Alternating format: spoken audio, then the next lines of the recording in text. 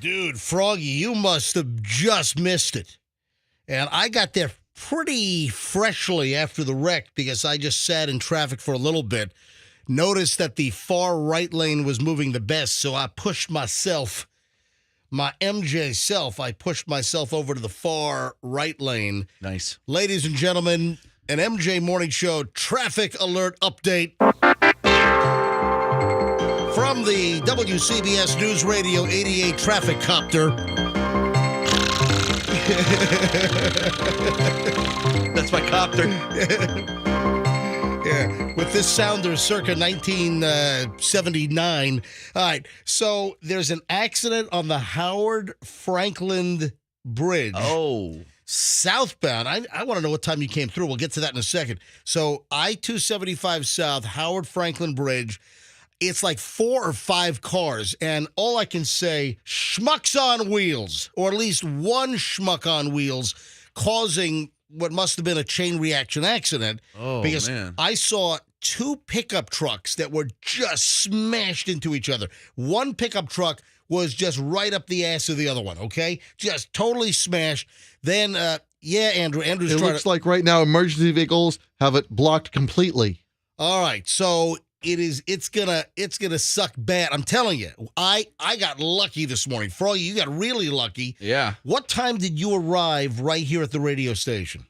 I got here at about 5:35. Okay, all right. So you were 10 minutes ahead of me. Yeah. Or maybe 12 minutes ahead of me. Could be 13 minutes ahead of me. All right, anyway. It was all clear sailing for me. Oh, yeah. So it just happened after you went through. What time do you think you would?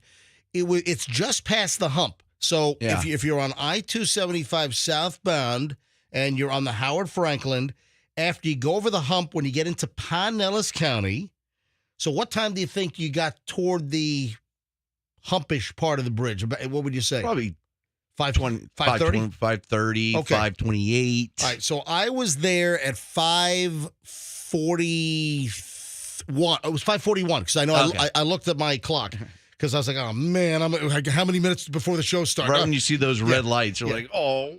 And it was smooth sailing. And then 5:41, I hit the red brake lights. I'm like, oh, son of a, what's going on here? So I immediately go to my maps on my car, and, the BMW X5 that I'm driving, Yeah. it's tied to, I think, the Google traffic, so whatever. And it was smooth sailing. There was nothing on the map. There was no red streak on the map showing a slowdown. So it was so fresh it didn't even show up on maps. And I tried to call Pat, our traffic guy, to let him know it had not showed up on their systems yet. So the accident was fresh. You got through, and then I was just behind you. So it had just happened after you got through. And I saw 2 pickup trucks smashed together on the far left side. Then it looks like there might have been 2 other cars that are smashed up as well behind the pickup trucks. And then on the far right, over where the construction barricades are, those barrels, those Bob's barricade barrels, there's a white pickup truck that has its whole left side, driver's side, all caved in. Oh, my goodness. And they were able to get over to the far right. Now, Andrew's telling us now that one lane is getting through, and I'm guessing it's going to be the far right lane. Yes. And that's what I told Roxanne, because Roxanne, I called Roxanne and I said, hey, where are you? And she's like, I'm at the point where I got to make a decision.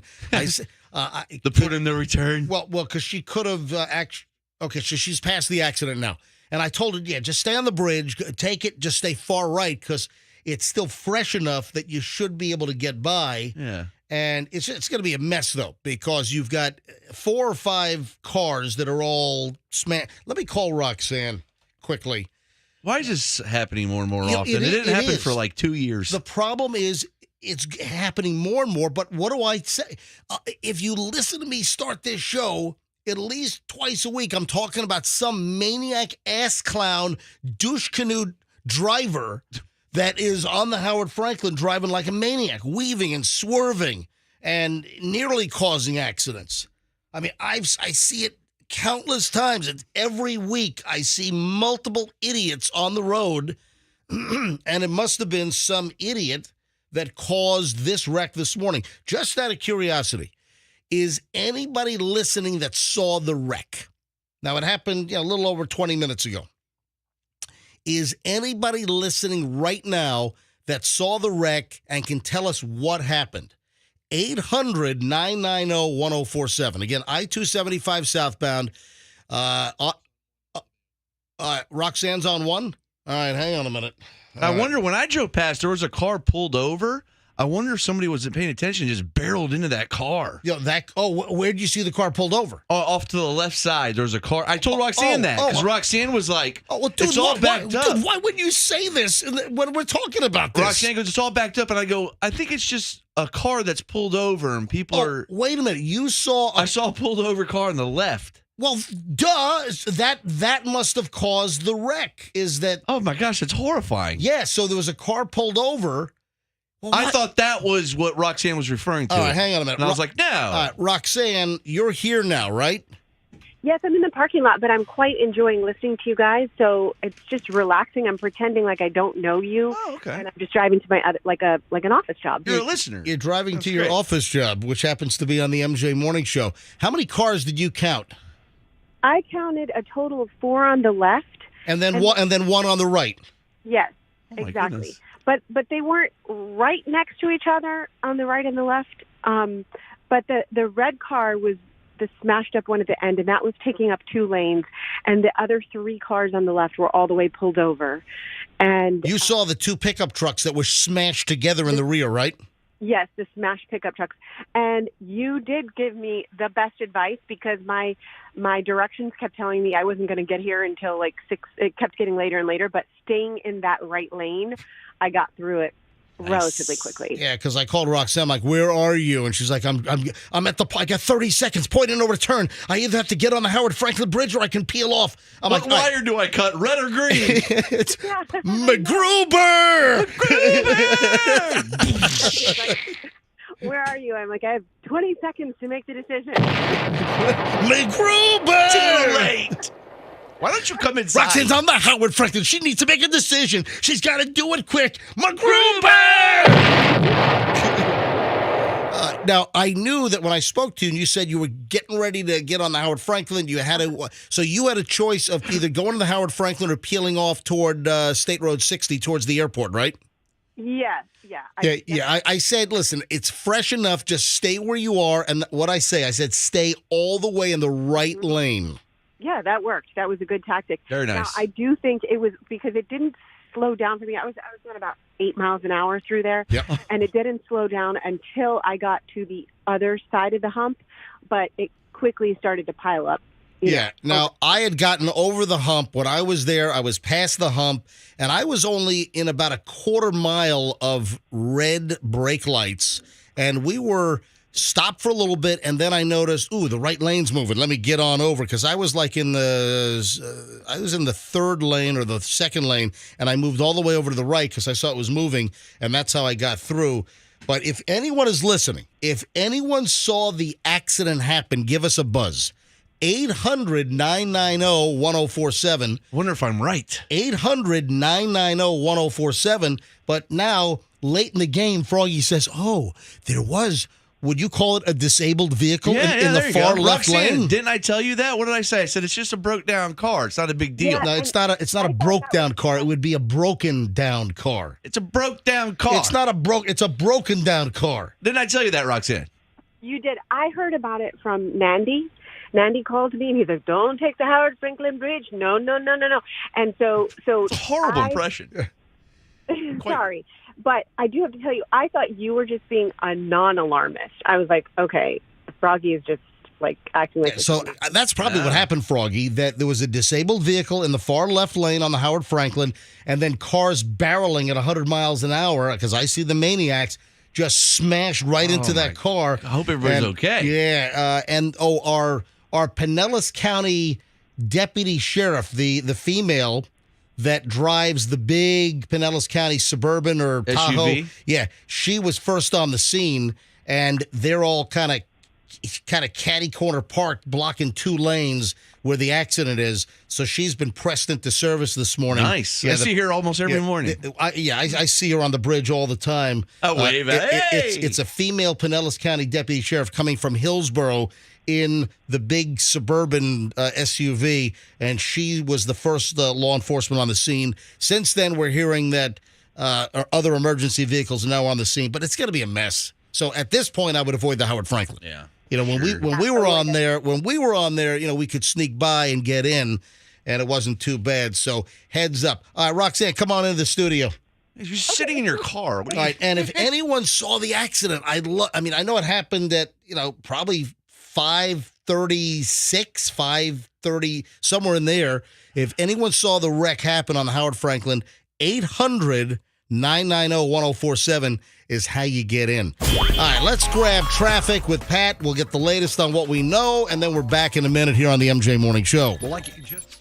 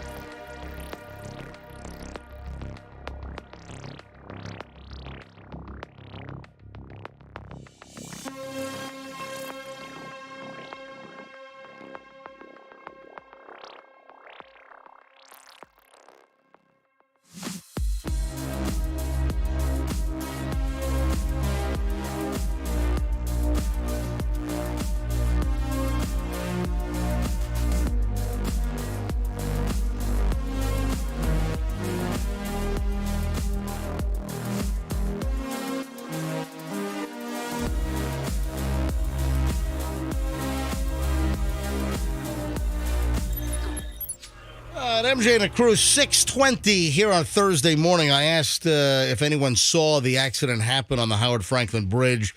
Again, Howard Franklin 275 southbound coming from Hillsborough into Pinellas. Avoid it. Multi-car wreck. Froggy might have seen the genesis. A stalled car in the far left lane, and then it was these other vehicles smashed into the stalled car. Alvin is on the line. Alvin, you claim to have seen the accident happen? Oh, man, yeah, good morning. So I'm coming across, and like I was saying to the other gentleman, if I didn't hit my brakes when I did and swerve right, I may have been the first car in the accident. But I luckily was able to stop and swerve and get over. It was like, I flashed back to like Days of Thunder and Tom Cruise. I thought I'd be going through the wall. I didn't know what was happening. Oh, my God. All right. So was it a stalled car? Because Froggy said that he saw a disabled vehicle on the far left side when he came in, and he was rolling through at about 5:30, 5:35. Yeah. And Right.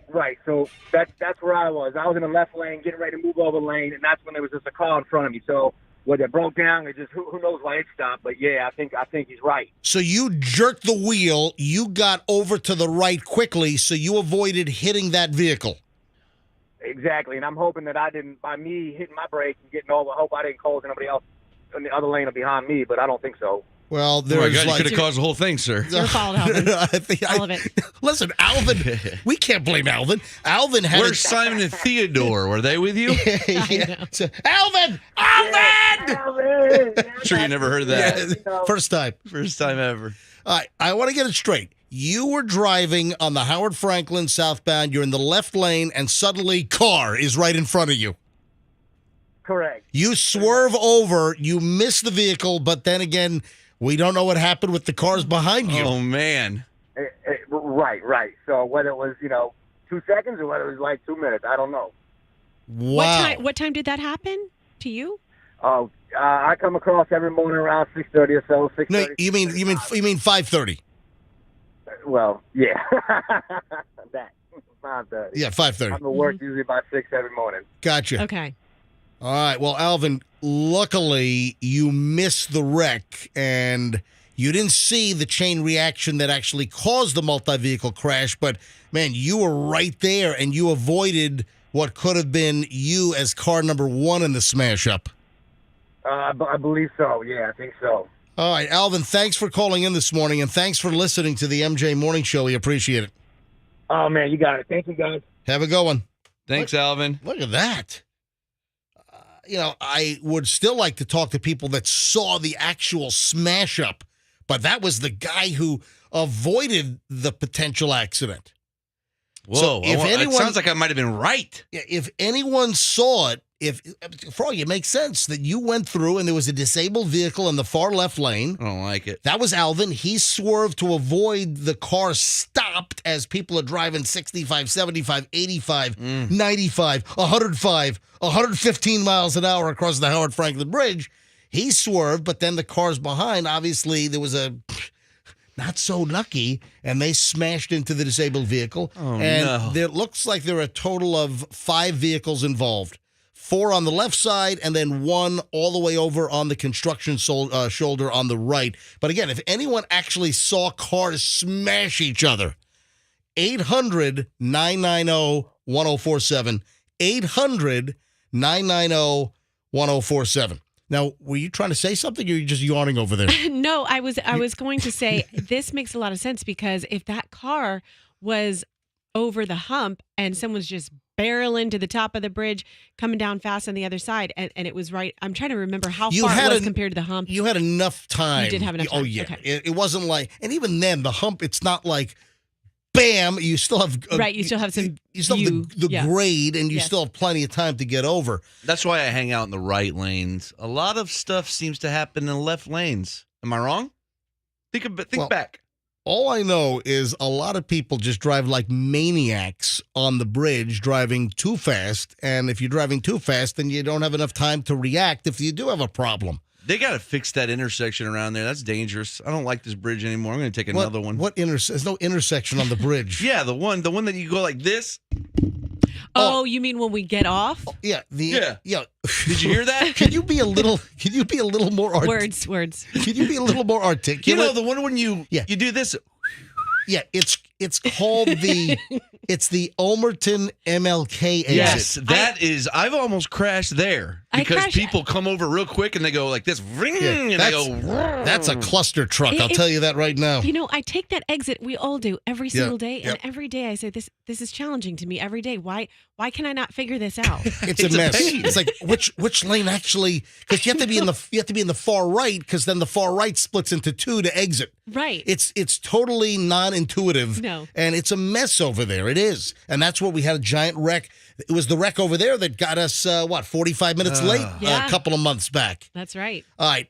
No Powerball winner last night. This just demonstrates what we talked about on the show yesterday. How many flippin' tickets were sold across America between the non-winner on Monday night, Halloween night, and last night? How many gajillion tickets were sold across America? That just demonstrates how hard it is to win the Powerball. So with all these tickets sold in all the Powerball states, nobody won. Nobody can win. We're all trying. Nobody picked all the numbers in the Powerball last night. So now the jackpot for Saturday night is going to go to an estimated $1.5 billion, which it's going to be the record, because you know that the previous record was what, 1.522 or something, or 1.523, whatever it is. But right now, if they're saying the Powerball jackpot is an estimated 1.5 billion, with all of the sales, I'm guessing that this is going to end up being the biggest Powerball jackpot ever in the history of mankind. Yesterday, I went to go buy a 5-hour energy, and I was behind. I think it was a midget. I'm pretty sure it was a midget. And he bought. It took him 20 minutes to do the lottery. He did so many. He's like, I'm just gonna sign it. Can I?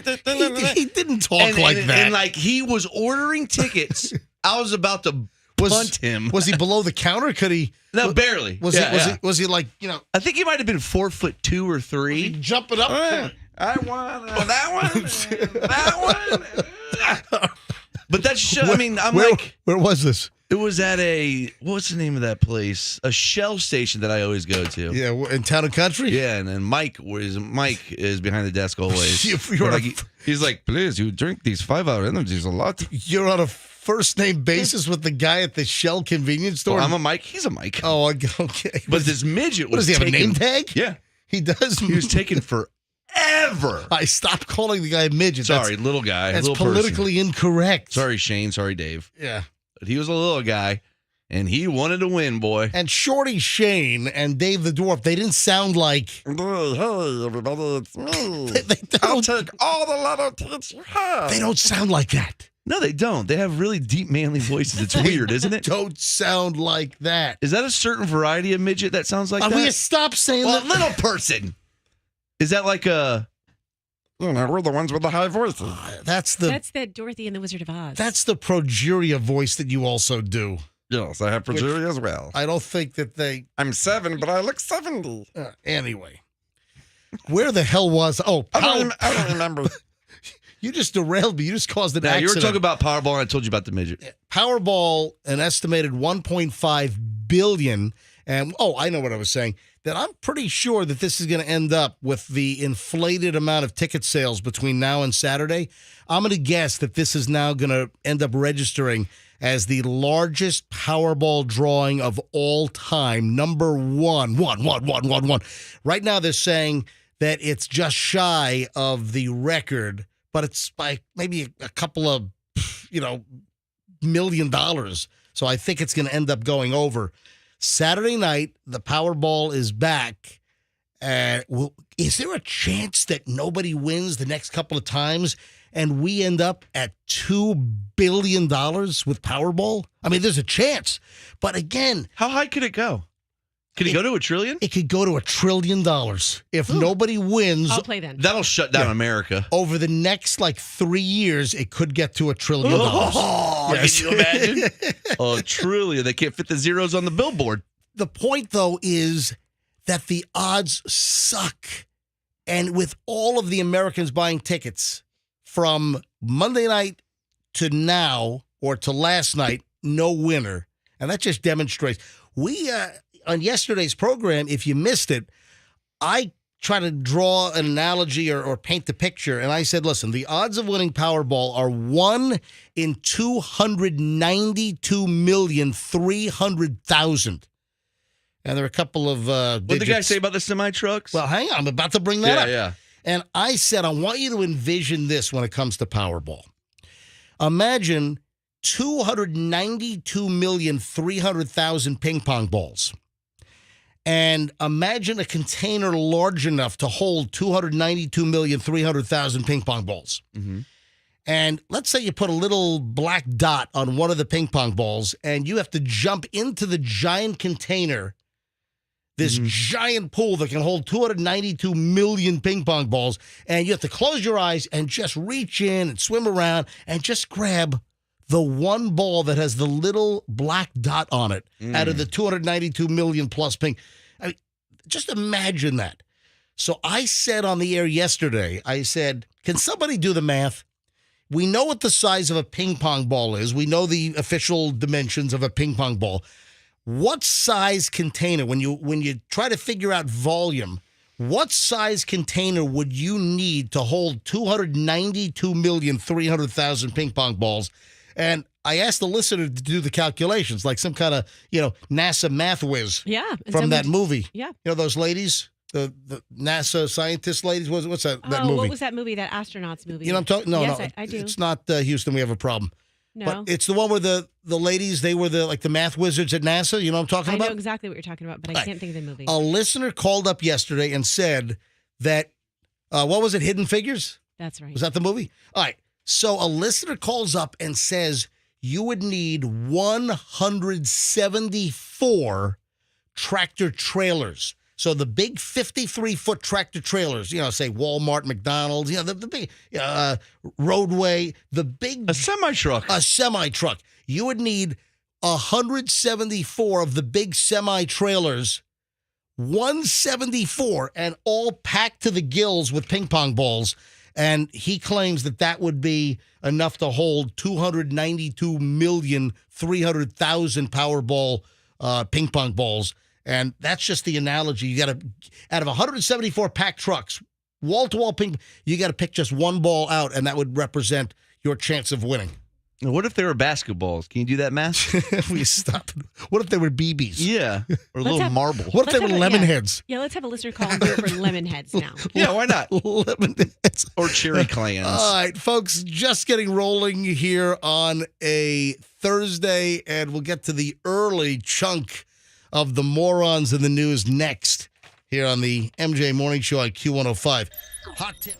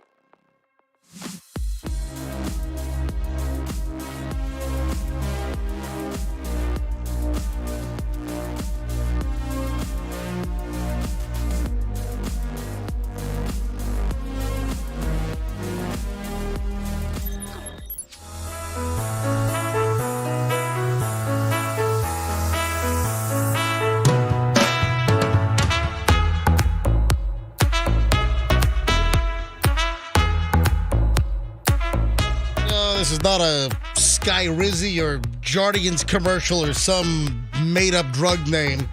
It's a cheerleader. People ask about this. Hey, what's that little catchy thing you play? It's called cheerleader, this deal. 6:42, it's the MJ Morning Show, MJ and the crew here. And the early pile of morons in the news. Oh, this is school-related. And this is, somewhat local. It's Haines City. If you're a 13-year-old kid, you realize that if you threaten to blow up the school, they will arrest you. You can't say, oh, I'm 13. What are they going to do? Arrest me? I'm a kid. Yeah. What, do you have a big test coming up? Probably. Didn't study, freaking out, calling a bomb threat? Teenager, 13 years old, just into the teen years. What a way to start off your teen years, huh? 13-year-old arrested, charged with written threats to kill, injure, or conduct an act of terrorism. That would be a second-degree felony, by the way. This is out of lovely Haines City to the east of us. And they've arrested a 13-year-old kid. Happened Wednesday, October 26th.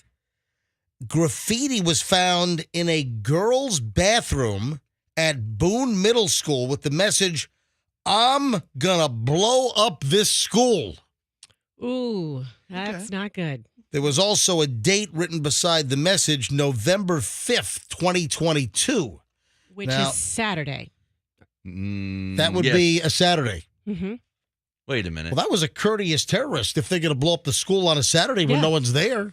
Sorry for the janitors. And the heads up, too. Do you think they intended to make it a Saturday, or did they make it want to make it a school day? Check a calendar, dude. Yeah, right? Be a little bit more responsible. Well, it was in the it was in the girls' bathroom. So check the calendar, lady. Yeah. Girl. I'm going to blow up this school. The date written next to that message was November 5th, 2022. And then there was a little heart, a small little heart written right next to it. That's definitely a girl who wrote that. Isn't that lovely? Is it in bubble letters? Yeah. A Haines City Police Department school resource officer was told about the graffiti on the bathroom wall that said, I'm going to blow up the school. They conducted an investigation. They're trying to, figure out who did this, trying to figure out whether there were any explosive devices that were hidden in the school, whether this was a real threat or just a hoax, right? There was nothing that indicated a bomb was in the school where they did a search of the school. And the investigation then showed that a 13-year-old student was the culprit, the main suspect. And then the 13-year-old student later admitted to writing the message because she was bored. I mean, the minute you hear it was in the girl's bed, it was a she. You could do so many other things when you're bored. Well, let me also point out that if you were to roll the dice here, if you were to lay odds, if you were to place a bet, I'm guessing that a threat to blow up the school is going to come from a boy 9 times out of 10. Oh, I would definitely assume so. Or maybe 9.5 times out of 10. And it turns out this was some delinquent, degenerate 13-year-old girl. My kids tell me, well, not my baby, but my 5-year-old always is into saying, I'm bored. And it's my number one grievance in my house. Yeah, she's going to be the next bomb threat writer on a bathroom stall in her kindergarten. Everybody had a girl in their class that was like that emo chick that was like, kind of weird. Yeah. Like Ali Sheedy in Breakfast Club. Yeah, there you go. That kind of That's the one. Like Daria. Like, cutting themselves or something, or, everybody knows one. Twisting rubber bands on their finger to make their purple fingertip almost explode. Is that? I used to do that. I can't get it off, Lou. All right. The police chief out in Haines City said we take every threat to our school seriously. I'm glad. That's a good policy. The safety of our students is vital, and we'll continue to send the message to everyone that there is no such thing as a harmless prank when it comes to making threats against our children. So they arrested the 13-year-old girl. They charged her with making these written threats on the bathroom wall. And, also, or conduct an act of terrorism, and all that. It's a second-degree felony. No weapons were found. No bombs were found. The mother of the 13-year-old girl agreed to let the cops go in and do a home safety check to make sure she wasn't going all Wile E. Coyote with like dynamite sticks and a plunger, at the house. Looney Tunes. Check under the bed. Make sure that there's not a whole box of Acme dynamite under there, okay? She couldn't follow through on her threat. They did the check on the house and they found nothing. Mom said, okay, come on in. Check it out. So no weapons or no disturbing items were found except for a, oh man, what's the name of that Korean boy band? BTS. Thank you. My joke was nothing disturbing was found except for a BTS poster on her wall. Oh, there's nothing worse. But I lost the name of the Yeah. I lost the name of the band at the last second. Well, Those guess guys what? are getting sent to war. They are. I know. Could you imagine being in a pop band? Put that aside. No. You're going to go fight. No. That's what's happening. They're not being sent to Yes, war. they are. They've been drafted. There's no war. Now, at some point, there could be a war between North Korea and South Korea, of which we would clearly be drawn into that. But BTS, they are being it's not drafted. It's that all boys of that age are supposed to serve in the military. Exactly.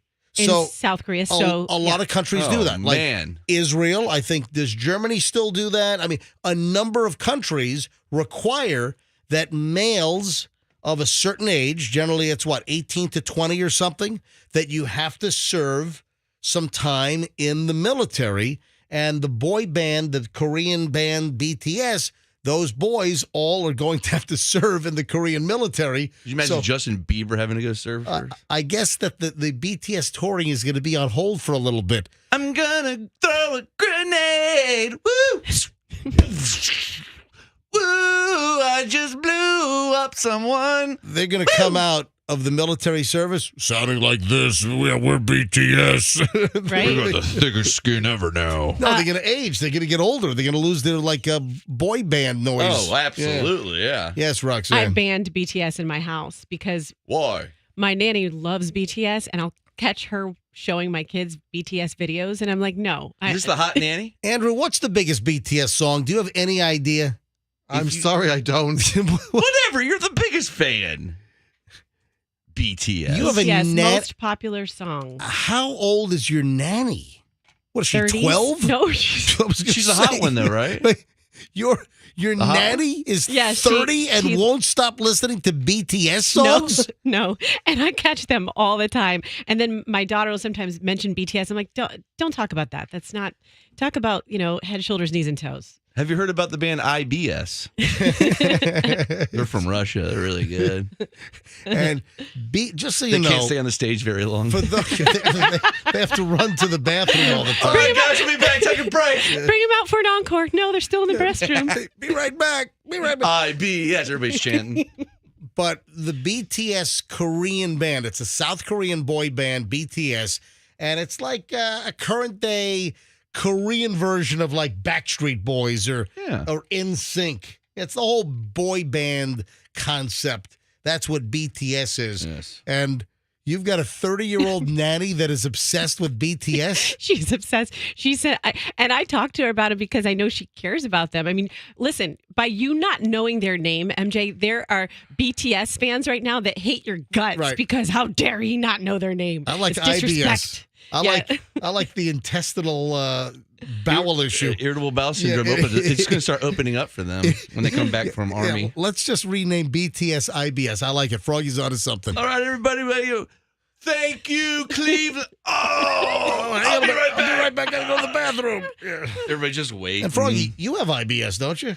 Sir, I am afflicted with IBS, Right. yes. So, But I've been healed. I don't want to get any complaints. Why are you making fun of IBS? Froggy's had IBS for 15 years. Thank you, Prilosec. I don't think Prilosec does anything for IBS. It helps your stomach. IBS is Your stomach? Yeah, it helps your stomach feel better. Now Prilosec, that's for acid reflux. I have that as well. Yeah, I have acid reflux. No, you have there's no reflex except for Duran Duran. Da-na-na-na. No, listen. Ever since I've been doing the Prilosec, all healed up, baby. Really? You don't have any IBS? Is that a thing? Yeah, that's a thing. So the acid was causing the IBS. Yes. All right. When we get back, we'll continue with the early morons in the news. I didn't even scratch the surface yet, ladies and gentlemen. Oh, we have a Halloween recap pile we got to get to as well. There's some good Halloween recap stuff. So as, Halloween is past, some of these stories are starting to filter out. So we'll get to all that coming up. First, though, I want to mention our good sponsor here on the show, Kemp Rouge and Green.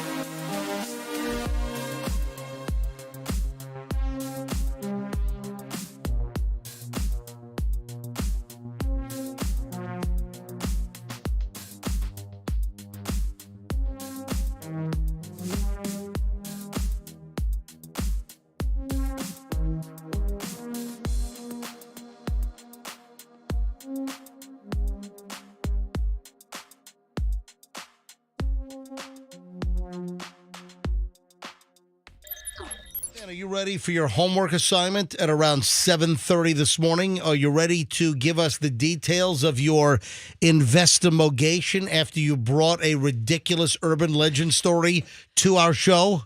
Yes, I'm ready to reveal my homework answers, and it's more than you know. Oh, Ooh. Yeah. Is it like NBC, the more you know? Da, da, da, da. You know, the more you know? Is that Something like that. MJ Morning Show here on Q105. MJ and Roxanne and Froggy. Fester is on some sales contest trip for being a top salesperson at General RV. But now he's going to be recruited by the cartel. He left for Mexico yesterday morning. He didn't want to tell us where he was going. He was all cagey, and he didn't want to tell us why he needed Wednesday, Thursday, Friday, and then Monday off. And finally... I thought he was off for Tuesday, too. No, he's back Tuesday. Okay. We call him yesterday morning. Wait, are you thinking Yeah. that he's not here Tuesday No. either? Oh, I okay. thought he said... No, he's back Tuesday. Okay. Okay. If you say so. Fester originally just said, hey, I need these days off. And he was just being very suspicious. He was being very elusive.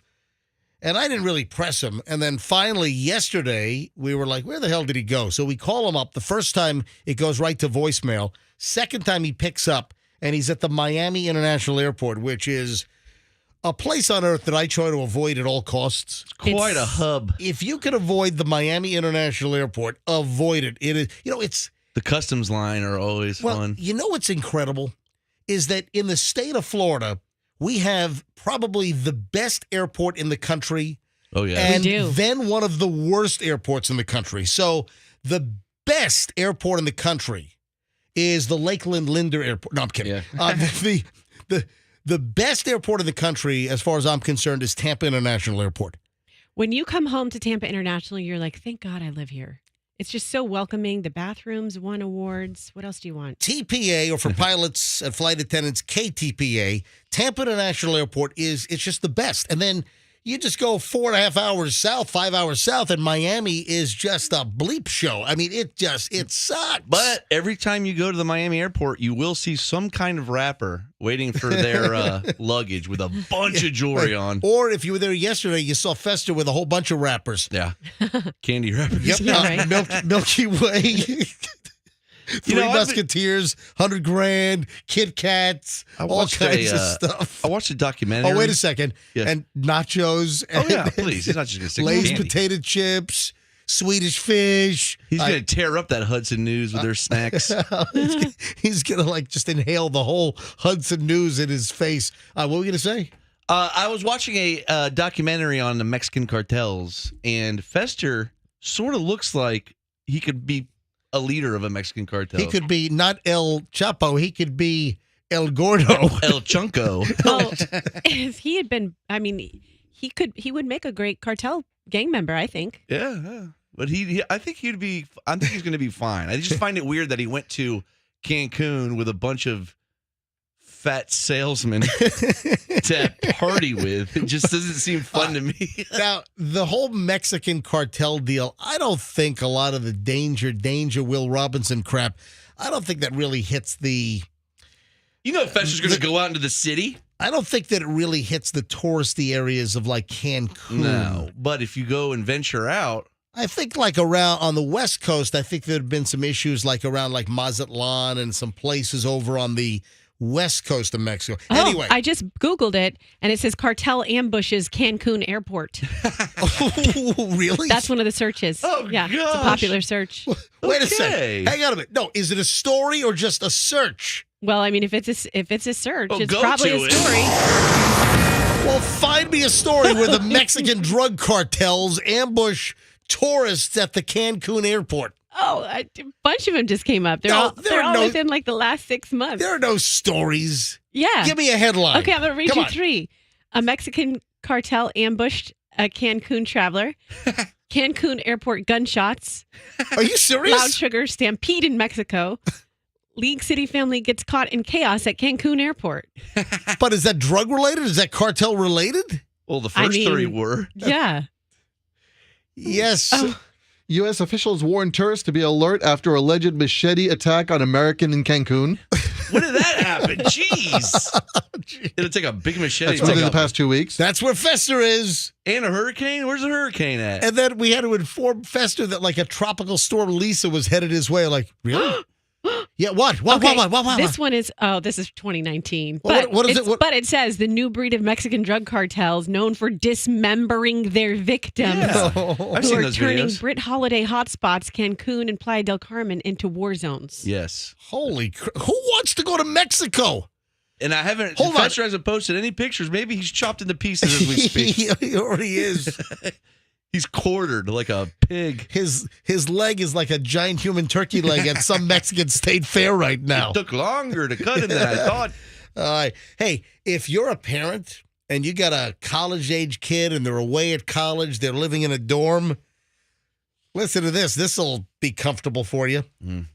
A pretend Stanford University student lived in their dorms for 10 months. How does it happen? I'd like to know that same thing. Aren't dorms small? HCC didn't have dorms. But aren't they small? Yeah. Well, no. Dorm buildings can be big. But the rooms, you would think you No, would it's recognize somebody in- you don't know. In a dorm building, and then, of course, in a dorm building, you've got the individual dorm rooms.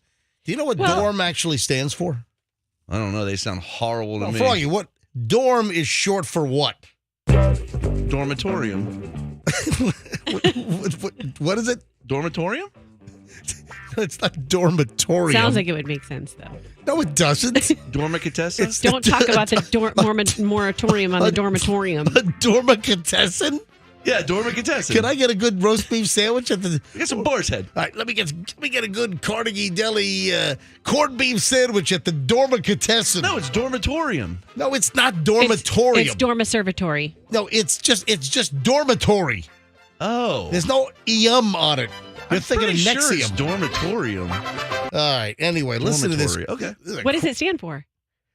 Dormitory. I just said dorm. It stands for I dormitory. thought you were going to tell some cool, like, DORM, like, acronym. No, dorm stands for dormitory. Okay, gotcha. I just now said I understand. That. All right, listen to this. A guy pretended to be a student and lived in several Stanford University dorms for at least 10 months. Oh, my gosh. According to university officials on Tuesday.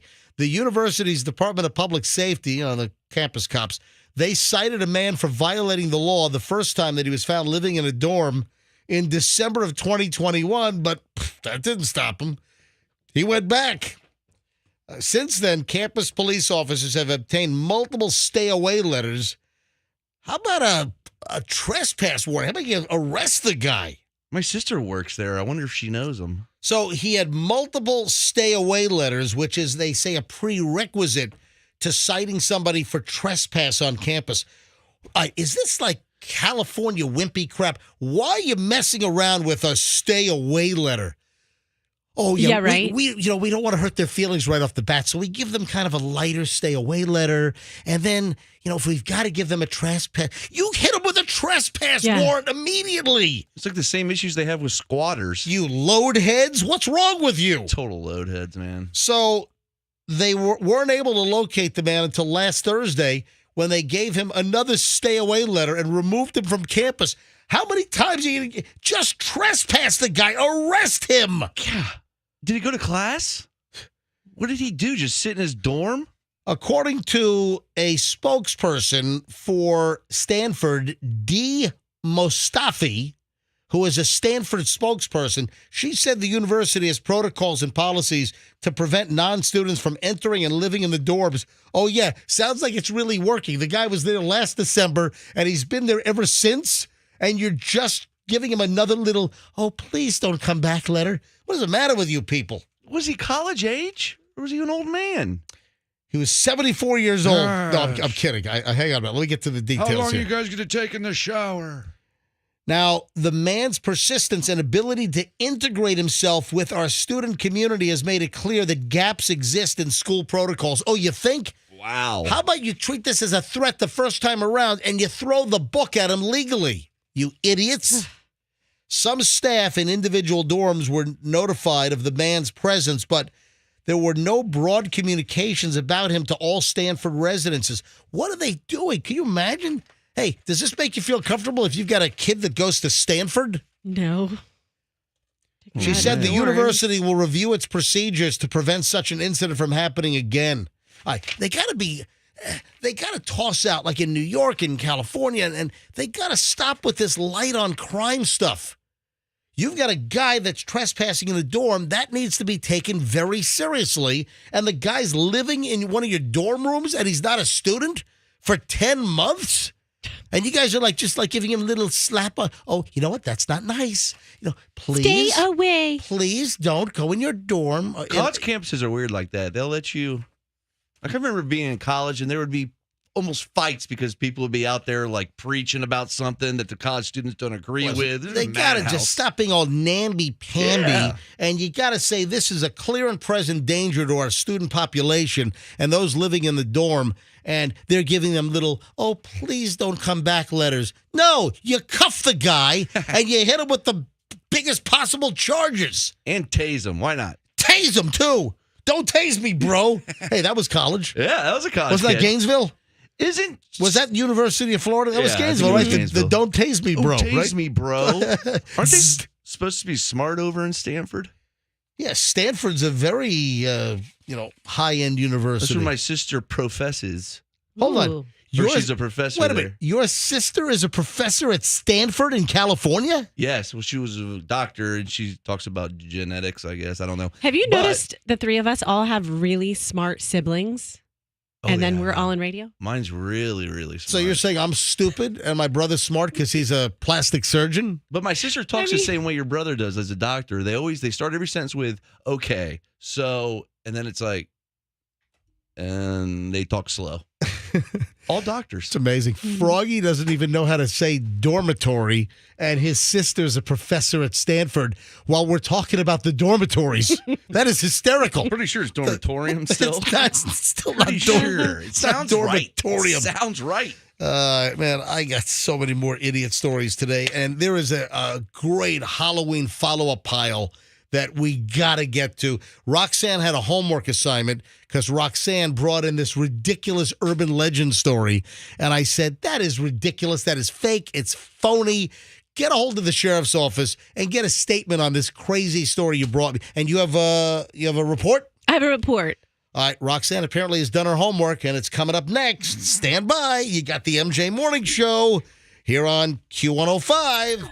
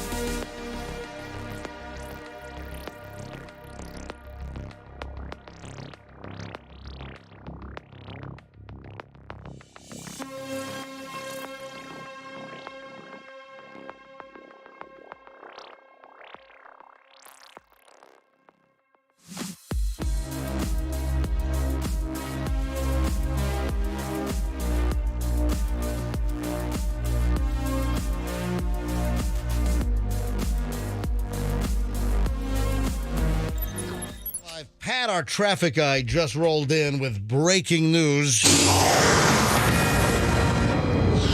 Breaking news, 7:21 on the MJ Morning Show. It looks like all of the lanes are now open on the Howard Franklin Bridge, I-275 southbound, after the accident this morning. And we actually had Alvin call up, and Alvin swerved to avoid a disabled vehicle in the left lane, and we believe that's the cause of the whole accident. Not necessarily Alvin, but a disabled vehicle. Welcome, folks. MJ Morning Show here on Q105. Do us a favor. We're still kind of, new back to the Tampa Bay radio airwaves. We've been back for 2 years, but still every day people are discovering us. Or I'll run into somebody, oh, you guys are back? I'm like, yes. So help us out. Spread the word and just tell everyone you know. Shoot for 15 to 30 people a day. Just tell them, hey, did you know the MJ Morning Show is back on Q105, which is 104.7 FM. Now, make sure you tell them we're on 104.7 FM. All right, because, we're Q105, but we're 104.7 FM. That goes back to when the radio dials were not digital and it was just like a needle. And it was close enough to 105 on the dial. That's the whole deal there. All right. Now, I got lucky this morning. Froggy got extra lucky on the whole Howard Franklin deal. Let me just take a minute here to explain this, then we'll get into everything else. Nasty accident. Traffic is still backed up all the way into Hillsborough County, all the way back, I'm sure, into the West Shore District with this mess on the Howard Franklin Bridge. I rolled across the bridge at 5:41 because I looked as soon as I hit the brake lights and I was stopped for a bit. I'm like, oh, son of a... It's 5:41. I got 19 minutes until the MJ Morning Show open starts, and I got to be here. And luckily, I got into the traffic jam when it wasn't that bad. So I was at 5:41. It was just past the hump heading I-275 southbound, and Froggy was on the bridge ahead of me, which is typically not the case. I was running a little late this morning. Froggy was running a little early. Well, I'm responsible. And Froggy saw a car disabled in the left lane. Because that was even slowing down people. So I saw red lights, and I'm like, oh, no. But then it was just a disabled vehicle, so it was kind of slow. They were moving, rubbernecking, as they say. After you passed through, there was no accident yet. No. We got a call from Alvin near the beginning of the show because I said, did anyone see the car wreck happen on the Howard Franklin Bridge this morning? Alvin calls the MJ Morning Show. And Alvin says, I hope I didn't cause the accident. He was tooling along in the left lane and suddenly, car just stopped. He swerves, avoids the car. So he's not in an accident. And he's like, I hope I didn't cause anything behind me. I hope not either. But clearly, like 4 or 5 other cars did not see the disabled vehicle. And there are 2 pickup trucks that are smashed into each other, total oblivion. There was a white pickup truck off to the side on the right side, all the way over. The whole right side, or whole driver's side, left side of their pickup, all smashed in. So it's like a total 4 or 5 cars that were involved.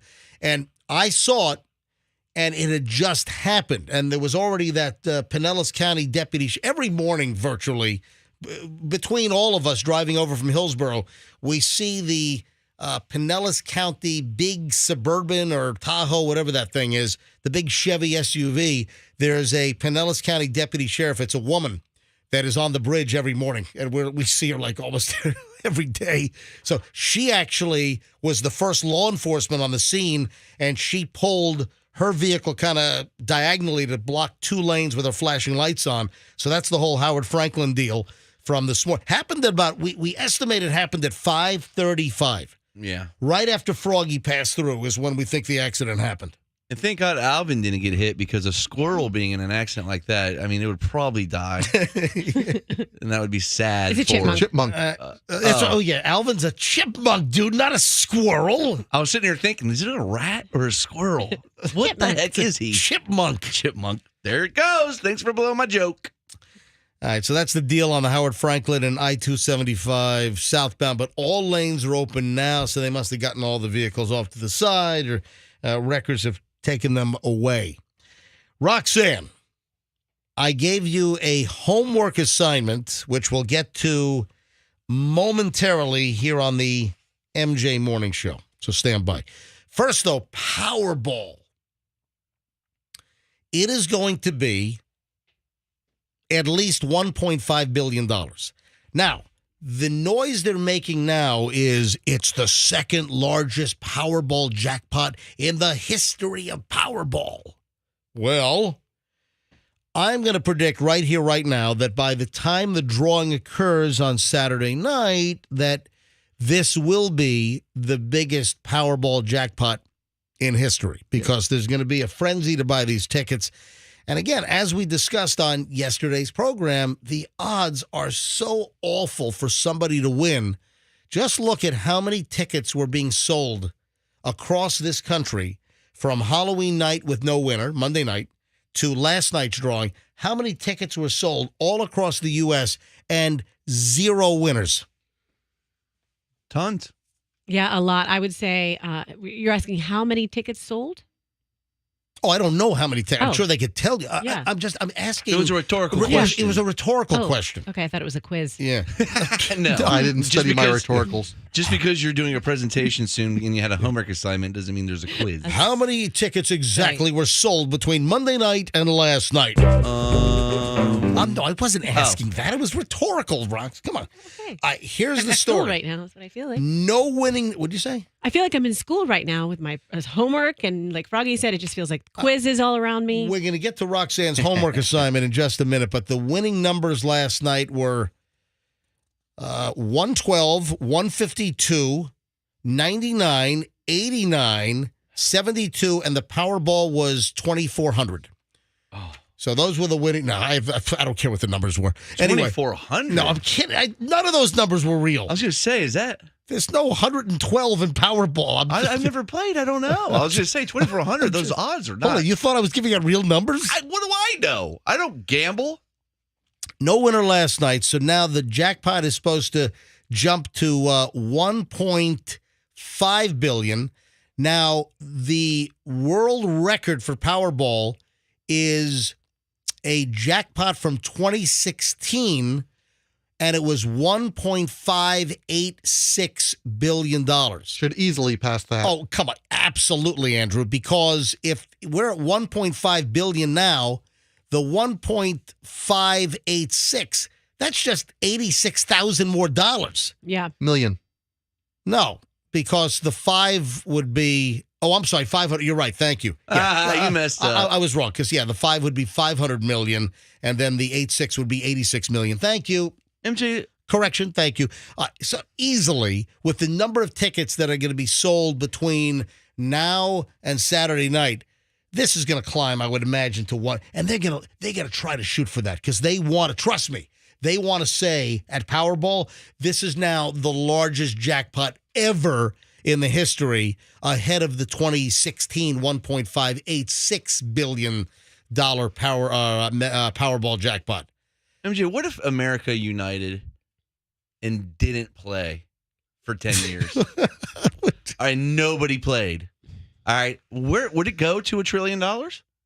No, because nobody would be playing to buy the tickets to make it get bigger. Yeah, you got to buy tickets To make it bigger. To make it bigger. That adds to the I wondered how they Hold added on. up. Your sister is really a professor at Stanford? Very smart. She's a geneticist.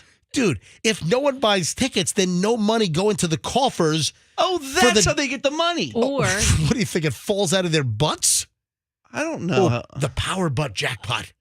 The power butt. And then the balls shoot out of the butt. Exactly. You can have a big butt And it makes that a sound. bent over butt, and the balls shoot out of the butt. And land in the Oh, bowl. time for the power butt drawing jackpot. Here we go. are, ladies and gentlemen. Keep your eye on the butt. The jackpot's now $1.5 billion.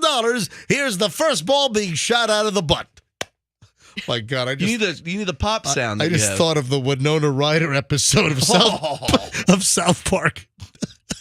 I'm sorry. I a classic scene. I apologize. Winona's talented. And now she's got to come back with her appearances in Stranger Things on Netflix. No ping pong scenes, but Yeah, exactly. unfortunately. That's crazy. All right, Roxanne, before we get to your homework assignment in like 30 seconds, can I play an excerpt out of another one of your commercials real quick? MJ, what are you doing? I had a little trouble talking this morning. I admit Wait, it was. I was Hold listening. on. I thought it was good. You recorded this morning? That's what it's live. You have to do it live. Yeah, duh. All Why right, are you now, going to pick her apart? I'm not picking Roxanne apart. Roxanne can pick me apart all day long. And I love to do that. And she does. I do enough on this show where Roxanne can criticize or pick me apart. But Roxanne, in her latest commercial, what is this? QC Kinetics? Oh, you do Yeah, great QC Kinetics. Thank you. To help with joint pain and Yes. no steroids needed, no downtime from surgery. All good things. All good In things. Roxanne's latest commercial, she delivers this line. Listen. QC Kinetics uses advanced regenerative medicine to restore and Not that bad. What kind of it's problem? not that bad. what kind of medicine is that? Now you're making me not be able to say it. Regenerative. It's kind of a weird word. I mean, say it. You have to like purse your lips when you say it. It's kind of a tough word to say. Let me Especially- try. Regenerative. See? You're right. It is hard. It's too many Let me play and this. Here's the clip again. QC Kinetics uses advanced regenerative medicine to restore and repair damaged joint tissue. UC Kinetics uses advanced medicine. It's like you're slowly shutting down. All right. Hey, Andrew, can you find the icking joints as well? That's what I was wondering, the aching joint. Yeah, find the old clip. Let me know when you have it of Roxanne. What is it with you and the QC Kinetics commercials? Because and then a couple of months ago, you were talking about my icking joints. Listen, that's a word I invented, and it's quite evocative because it makes you realize that, yeah, I do feel icky when my joints ache. So it's icking. Listen to this. In your aching joints. Hit it again. In your aching joints. In your icking joints. And now we have Well, if you have joints that are icky, it's because they're not regenerating. It's like you were just pulled over because you were like weaving on the road. You've been pulled over on suspicion of DUI. Yeah. And the first thing you say to the officer is, officer? QC Kinetics uses advanced regenerative medicine. I'm sorry, officer. Regenerative. Uh-huh. Right. Regenerative. Well, thank you. Okay. You slurred it again. No, I did. Let's move on to Roxanne's homework assignment. What a bully. See, that's why I'm so tired. I was up late doing homework. Roxanne, you contacted the Lee County Sheriff's Office. So Estero is actually in Lee County? It is. We need to refresh. You actually did this? I didn't. Well, why not? Roxanne occupied important broadcast airtime with what was clearly an urban legend. One of these crazy stories like, be careful at the gas station because there's a gang deal and they're putting little needles in the handles of the gas pumps and there's like AIDS on the end of the needle. Or what was the gang initiation? Yeah, the flashing lights. If you're on the road at night and some car is coming at you with high beams on, don't flash them because if they get flashed, they then turn the car around, they follow you home, and then they murder you.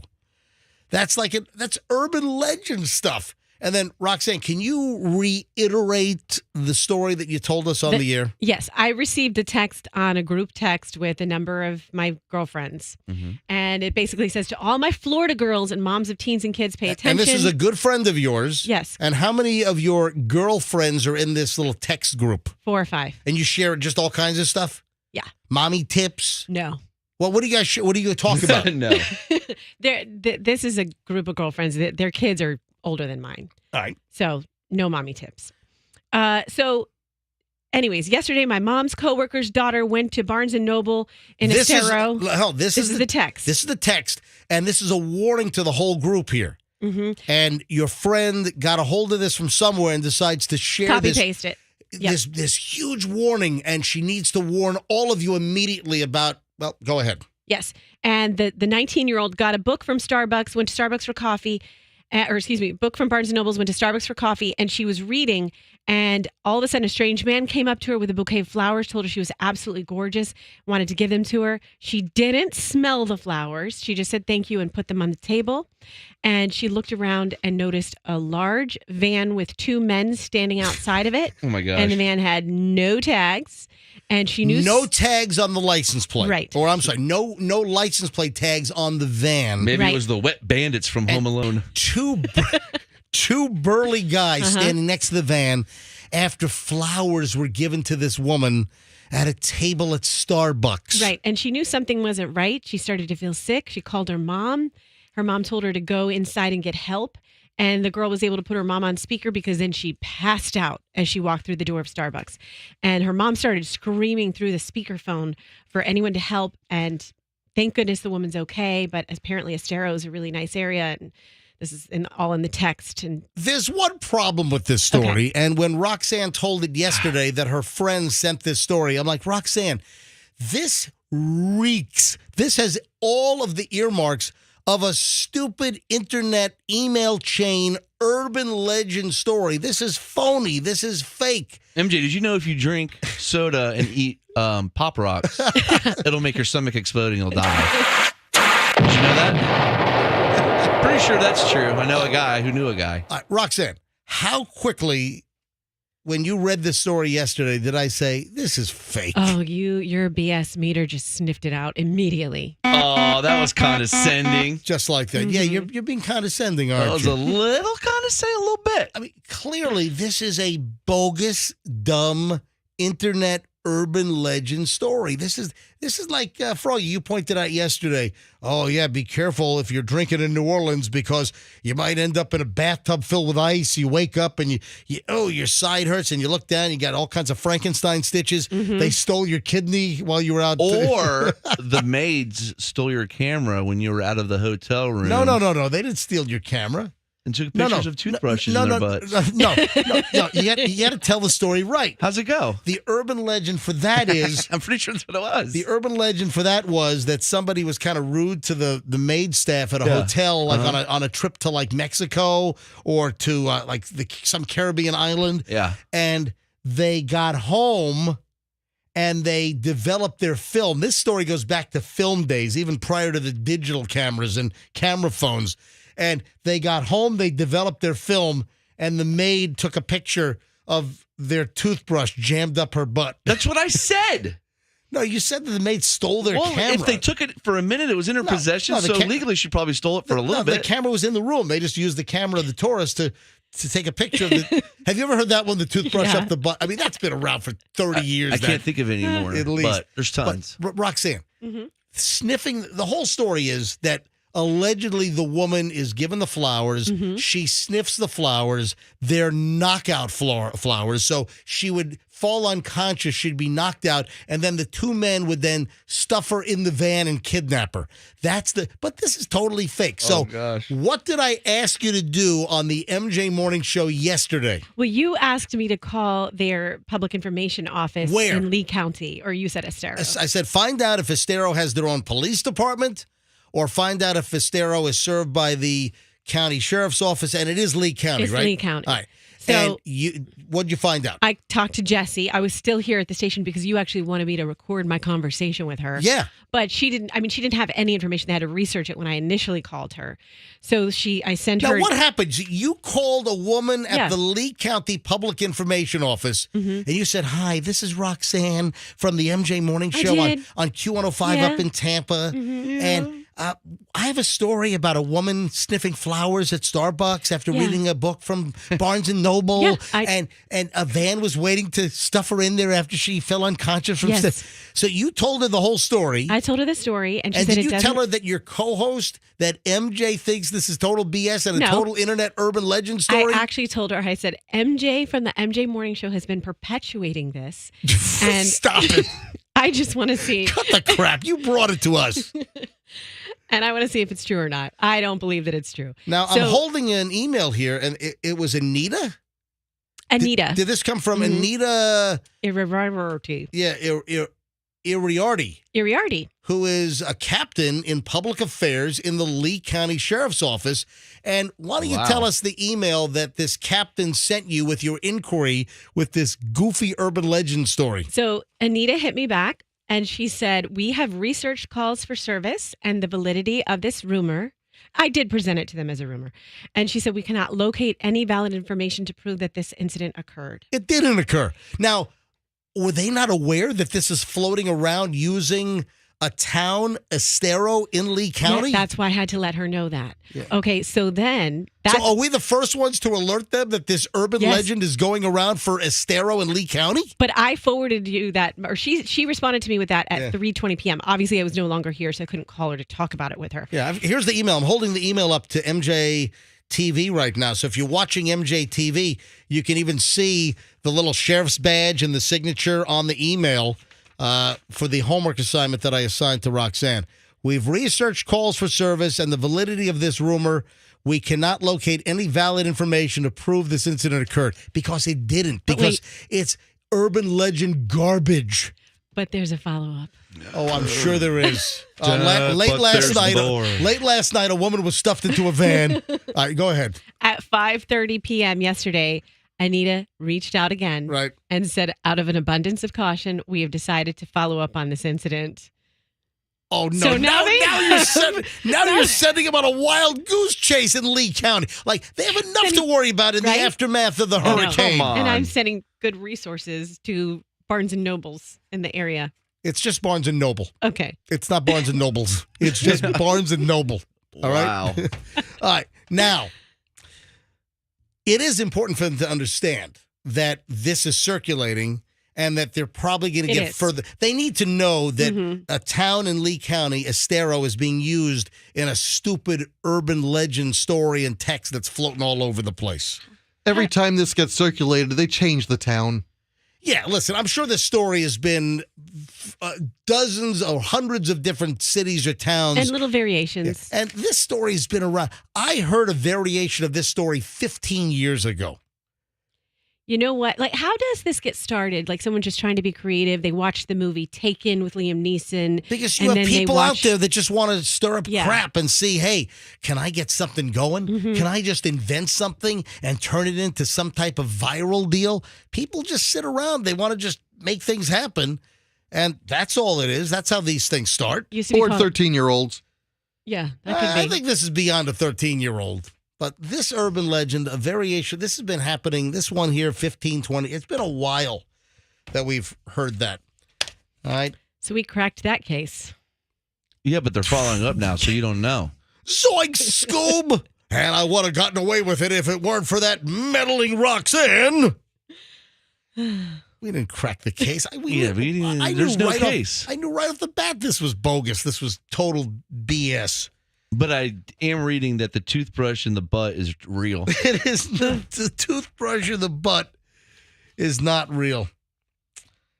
And I got a follow-up Halloween pile we got to get to here. Did you get the horses with the sheets over their head? Is that ready to go? What? Yeah. I have a follow-up file of just various Halloween stories. Now, first and foremost, I want to reiterate what I said on yesterday's program. Yesterday was Wednesday. Then we also mentioned this on Tuesday, being that Halloween was Monday. And I said, guys, what did I say on Monday and even late last week? What did I say about the rainbow fentanyl? Didn't I say there are going to be no cases at all of any trick-or-treaters ending up with rainbow fentanyl after this whole media and panic that ensued? Oh, caution, rainbow fentanyl is going to make its way into your kid's Halloween candy basket, into the bucket. And I said, it's not going to happen. And I brought this up multiple times. On Tuesday morning, we had no reports. Yesterday morning, Wednesday, we had no reports. And in fact, yesterday afternoon, there was a report from the Mediaite site, and they have a huge headline in all caps, 0! That's how many kids reportedly got rainbow fentanyl and trick-or-treat candy after media fear-mongering. It really was. Whole story. listen to this. In the 2 months leading up to Halloween, there were over 1,500 news stories warning parents about drug dealers sneaking deadly rainbow fentanyl into trick-or-treating candy. The reality, thankfully, was that the media-induced fears were overblown. Not one single story confirmed this happened anywhere in the United States this Halloween. Of course not. So there you have it. What are they going to do? Put it in a bag with Skittles? You're going to see it and be like, this obviously isn't, I'm not tasting the rainbow with this thing. Taste the coffin if you get a whole bunch of fentanyl. Ugh, now, like wood. The other Halloween follow-up stories. This is out of Lake County, Ohio. This is, Cleveland area? You know what? On second thought, maybe putting white sheets over the horses' heads was not a good idea. The sheriff's office in Lake County in Ohio, they thought it would be cute with their mounted patrol, their horses out for Halloween, to put white sheets over the horses' heads. Actually, it's over the entire horse. Actually, it's over the whole horse. Like the KKK did? Well, that's what the problem is here. What are they, insane? The horses look like KKK Klansman horses. What the? All right, you got is the picture up at mjmorningshow.com. All right, Roxanne, do me a favor. Go over to our computer here quickly. Go to our computer on this main computer so for all you can see it, and just type in mjmorningshow.com. It's like a scene out of Django Unchained. Yeah, go to folks, you can see this as well. It's on our website. Go to mjmorningshow.com and then click on stories that we mentioned on the MJ Morning Show. All right, go ahead. Go ahead. I got the mouse. I'll get it. I just want to maximize this instead of having it halfway on the screen. All right, so go to stories mentioned. Click on that, and then you got to come over here. And Roxanne, you haven't seen this yet either. No. All right, take a look at this image of the sheriff's department horses. What are they, insane? So the theory here, they were trying to dress up their mounted patrol horses as if they were ghosts, but they look like Klansmen. That's awful. I mean, I watched Django Unchained the other day, and there's scenes where they're on the horses, and that's what they look like. Oh, my God. The horses were covered in white sheets. Lake County, Ohio Sheriff Frank Leon Bruno says that his employees did not mean to offend anyone when they dressed up the mounted unit horses as ghosts for Halloween, but they look like Klansmen.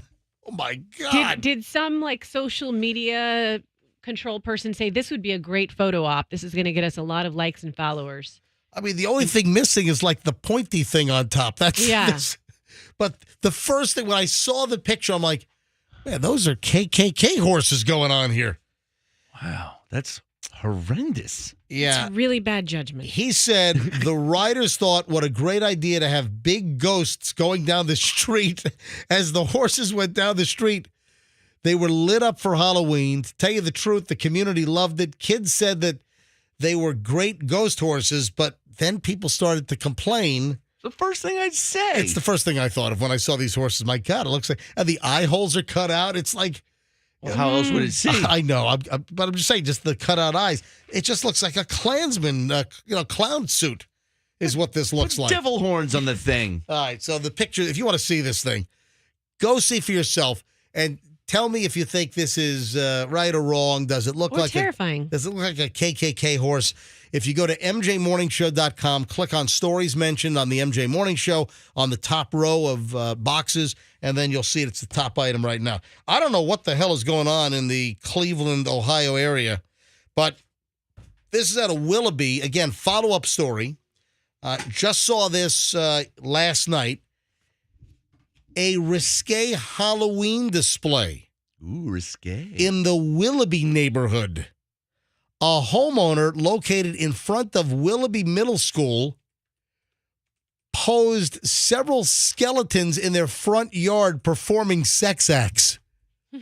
So right in front of you have the houses that sometimes are right across from the schools? Yeah. So they've got skeletons in their yard, and the owners of the home had the skeletons in the positions of sex acts. They had bones boning. Hey, that's a good one. That deserves a quack quack. If I ever heard a joke that deserved a quack quack. The machine's not plugged in. Someone unplugged the quack quack machine. Son of a. We Yeah. have one machine to do one thing. Play quack, quack. Yeah, I and it's got to broken. figure out how to turn the quack quack machine back on. Good job, though. Were they really, like, what position? It's a serious thing. There are lots of kids in the neighborhood, said a neighbor who asked to be identified only as Phil. I'm sorry, Phil McCracken is him. You Bart Simpson. But no, the guy only wanted to be identified as Phil. Why can't I see pictures of this? I'm going to all the stories. It's a very heavy neighborhood for families, so it's something you've got a school, you got tons of churches around here. Obviously, it's not something they want in the neighborhood. Willoughby Mayor Robert Fiala described the display as disappointing and unfortunate. The mayor said that he called the homeowner about 2 weeks ago requesting the skeletons be repositioned. Given its proximity to the school, he said that he did not receive a response from the homeowner. Well, you don't want to do one position for too long. The mayor added that he respects citizens' right of freedom of speech and explained that he cannot order residents to take down images from their yards. The school district said that they were not aware of any complaints, and we don't have images of the sex act. Okay, So- I do. I found them. Oh, you did find them? Yes, All right. but they're many blurred. are? They're blurred out. How many skeletons are involved? 1, 2. In the photo I'm looking at, there are 4 skeletons involved. Whoa, it's Can a you- menage. From looking at the photos, can you determine what positions or what sex acts the skeletons were posed in the front I yard? think some of them are solo, Do two and then 2 of them are together. What do you mean solo? Male solo or female solo? Could you tell the difference with a skeleton? Yeah, you can't really tell. I do did two you really- skeletons giving one of the skeletons an Eiffel Tower? You would just be in the right position, right area, I guess. Or is it a London Bridge? I don't understand what you're saying. Well, there's one guy and then another guy and then the bridge. I have no idea what you're saying either. Oh, yes, I- the London Bridge. 2 more, maybe 3, 2 or 3 more follow-up Halloween stories from the Halloween pile here. Listen to this. A suburban Chicago dude has been arrested. He did hand out drugs to kids for Halloween, but not rainbow fentanyl. Like gummies or something. Yep. A suburban Chicago guy has been arrested for handing out gummy bears to kids on Halloween that they believe were contaminated with cannabis. So these are marijuana gummies, and he claimed that he ran out of candy, so he gave the kids these marijuana gummies. An idiot. What a schmuck. Jared Phelan. Hey, you feeling a little stupid right now?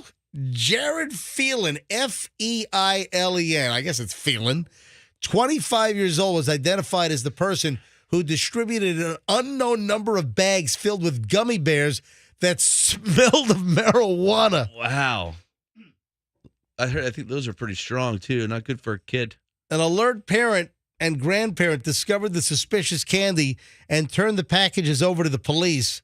The South Chicago Heights Police Department said the yellow gummy bears were packaged in wrappers with no branding or print in clear shrink film over silver foil with a black back panel. Okay, I would not accept that. Listen to this quote. I was walking down the street and someone commented that someone was handing out black packets of marijuana gummies. So that was the buzz on the street. Let's go to their house. One dad who wished to be anonymous told the TV station, Fox 32 in Chicago, I checked my 4-year-old daughter's bag, and yes, I found 3 packets of gummies that smelled like marijuana Oh, my gosh. in a bag of a 4-year-old. Oh, that's awful. What is this guy doing? So dangerous. Yeah, guess what? I think Jared Phelan, he's going to be feeling around for the stainless steel toilet in his jail cell pretty soon. He's going to be feeling some other things in jail, Oh, too. that's true. I should have thought of that. During an investigation, according to the police report, officers identified Phelan as the suspect, believed that he handed out potentially contaminated gummy bears. He said that he ran out of candy, according to Chief William Joyce. So he had some little baggies and put some of the gummies in there and started distributing them. What an idiot. This guy is an absolute dumbass. Come on, Phelan. The suspect was arrested with 5 counts of child endangerment. Those are the kids that they, at this point, know got the marijuana gummies. Police sent the recovered samples to the crime lab for testing. While the department said that it was not aware of any children ingesting the gummies, it asked parents to contact them with any information if they had any like non-production looking commercial bags of candy if they just had like some plastic bags with gummies in it. So that doesn't qualify as basically the same thing as getting, fentanyl in your candy, like you said? Anyway, it's fentanyl, not fentanyl. Oh, again with this. Fentanyl. Fentanyl. Fentanyl. It's the same thing. It's a drug in the candy. It happened right there. There goes your whole thing. No, because no rainbow fentanyl ended up in kids' trick-or-treat buckets. But here's a bozo just handing out marijuana gummies in the Chicago area. Well, shady. All right, just wrapping this thing up here before we move on. Oh, because I got something coming up in a few minutes. Mm-hmm. Mm-hmm. Apparently, we've been doing it all wrong. Yeah, I heard you talking about that yesterday. We're doing it all wrong. What are we doing all wrong?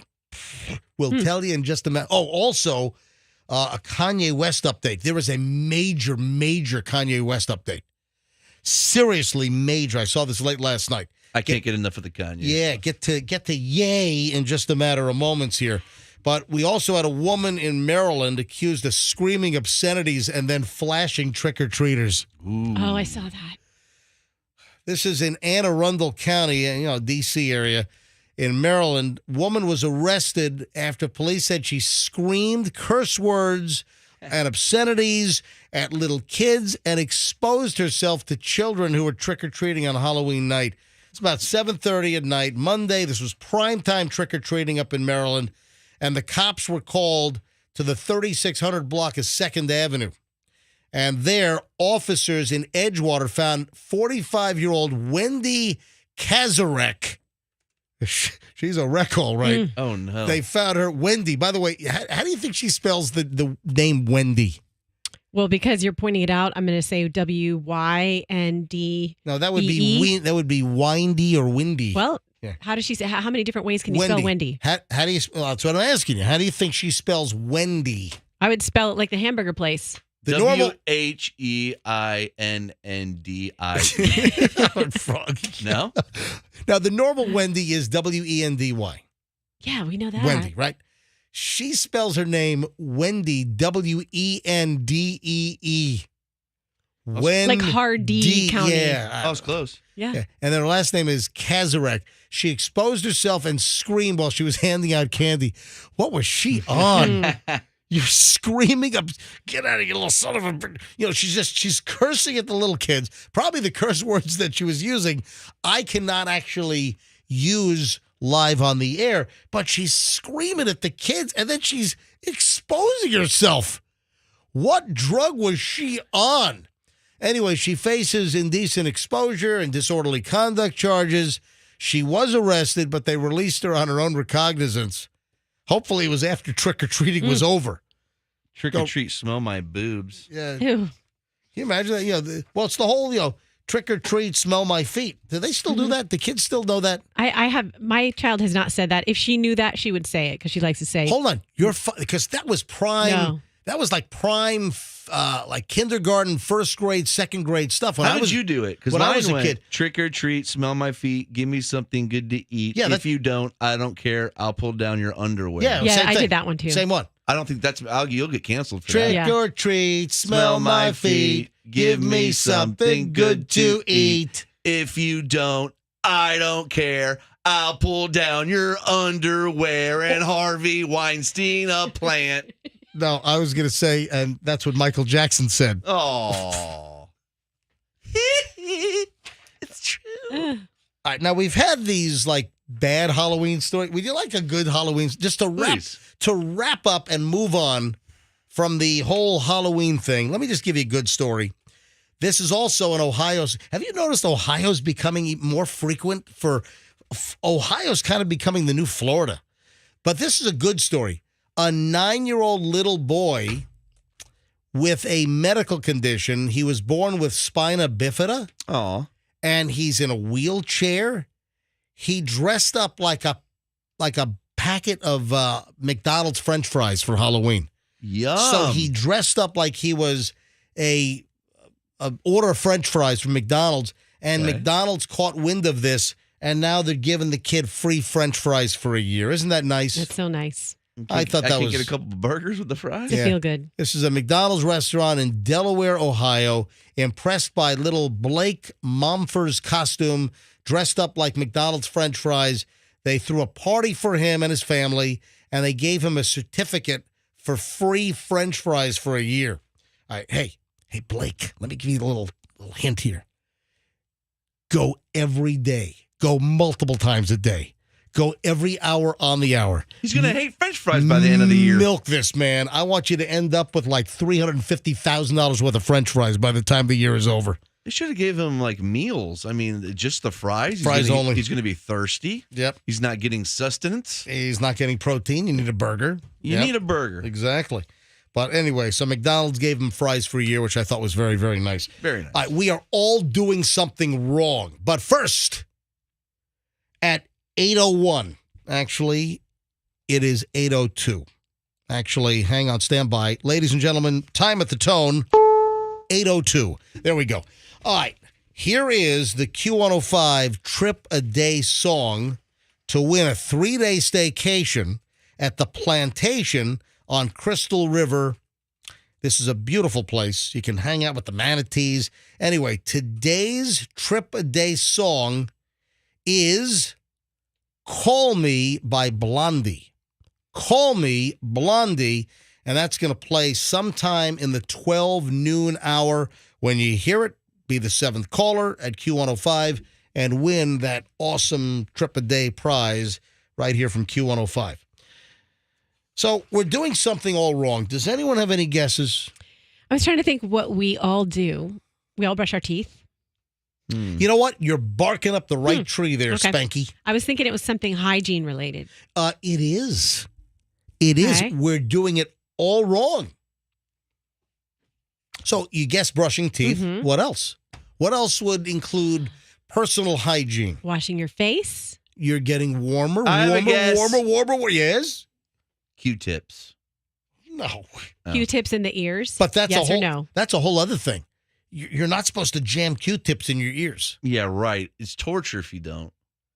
If you feel water, if I feel water in my ear, I'm about to, I don't know. No, you tilt your head and you hop on one foot. No, you're That's what you do, and then it knocks the water out You're of a your ear. complete idiot if you do that. Well, you look pretty stupid, but Use a Q-tip. it does actually work. All right, now here's the deal.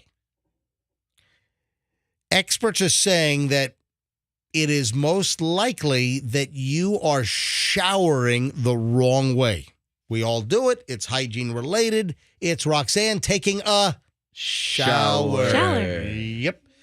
Now, the morning shower is how most of us start the day. It's kind of like just automatic. Now, you have your nighttime bath or shower takers. Yeah. I've known several people that do, like my grandmother. There was never a shower in the morning.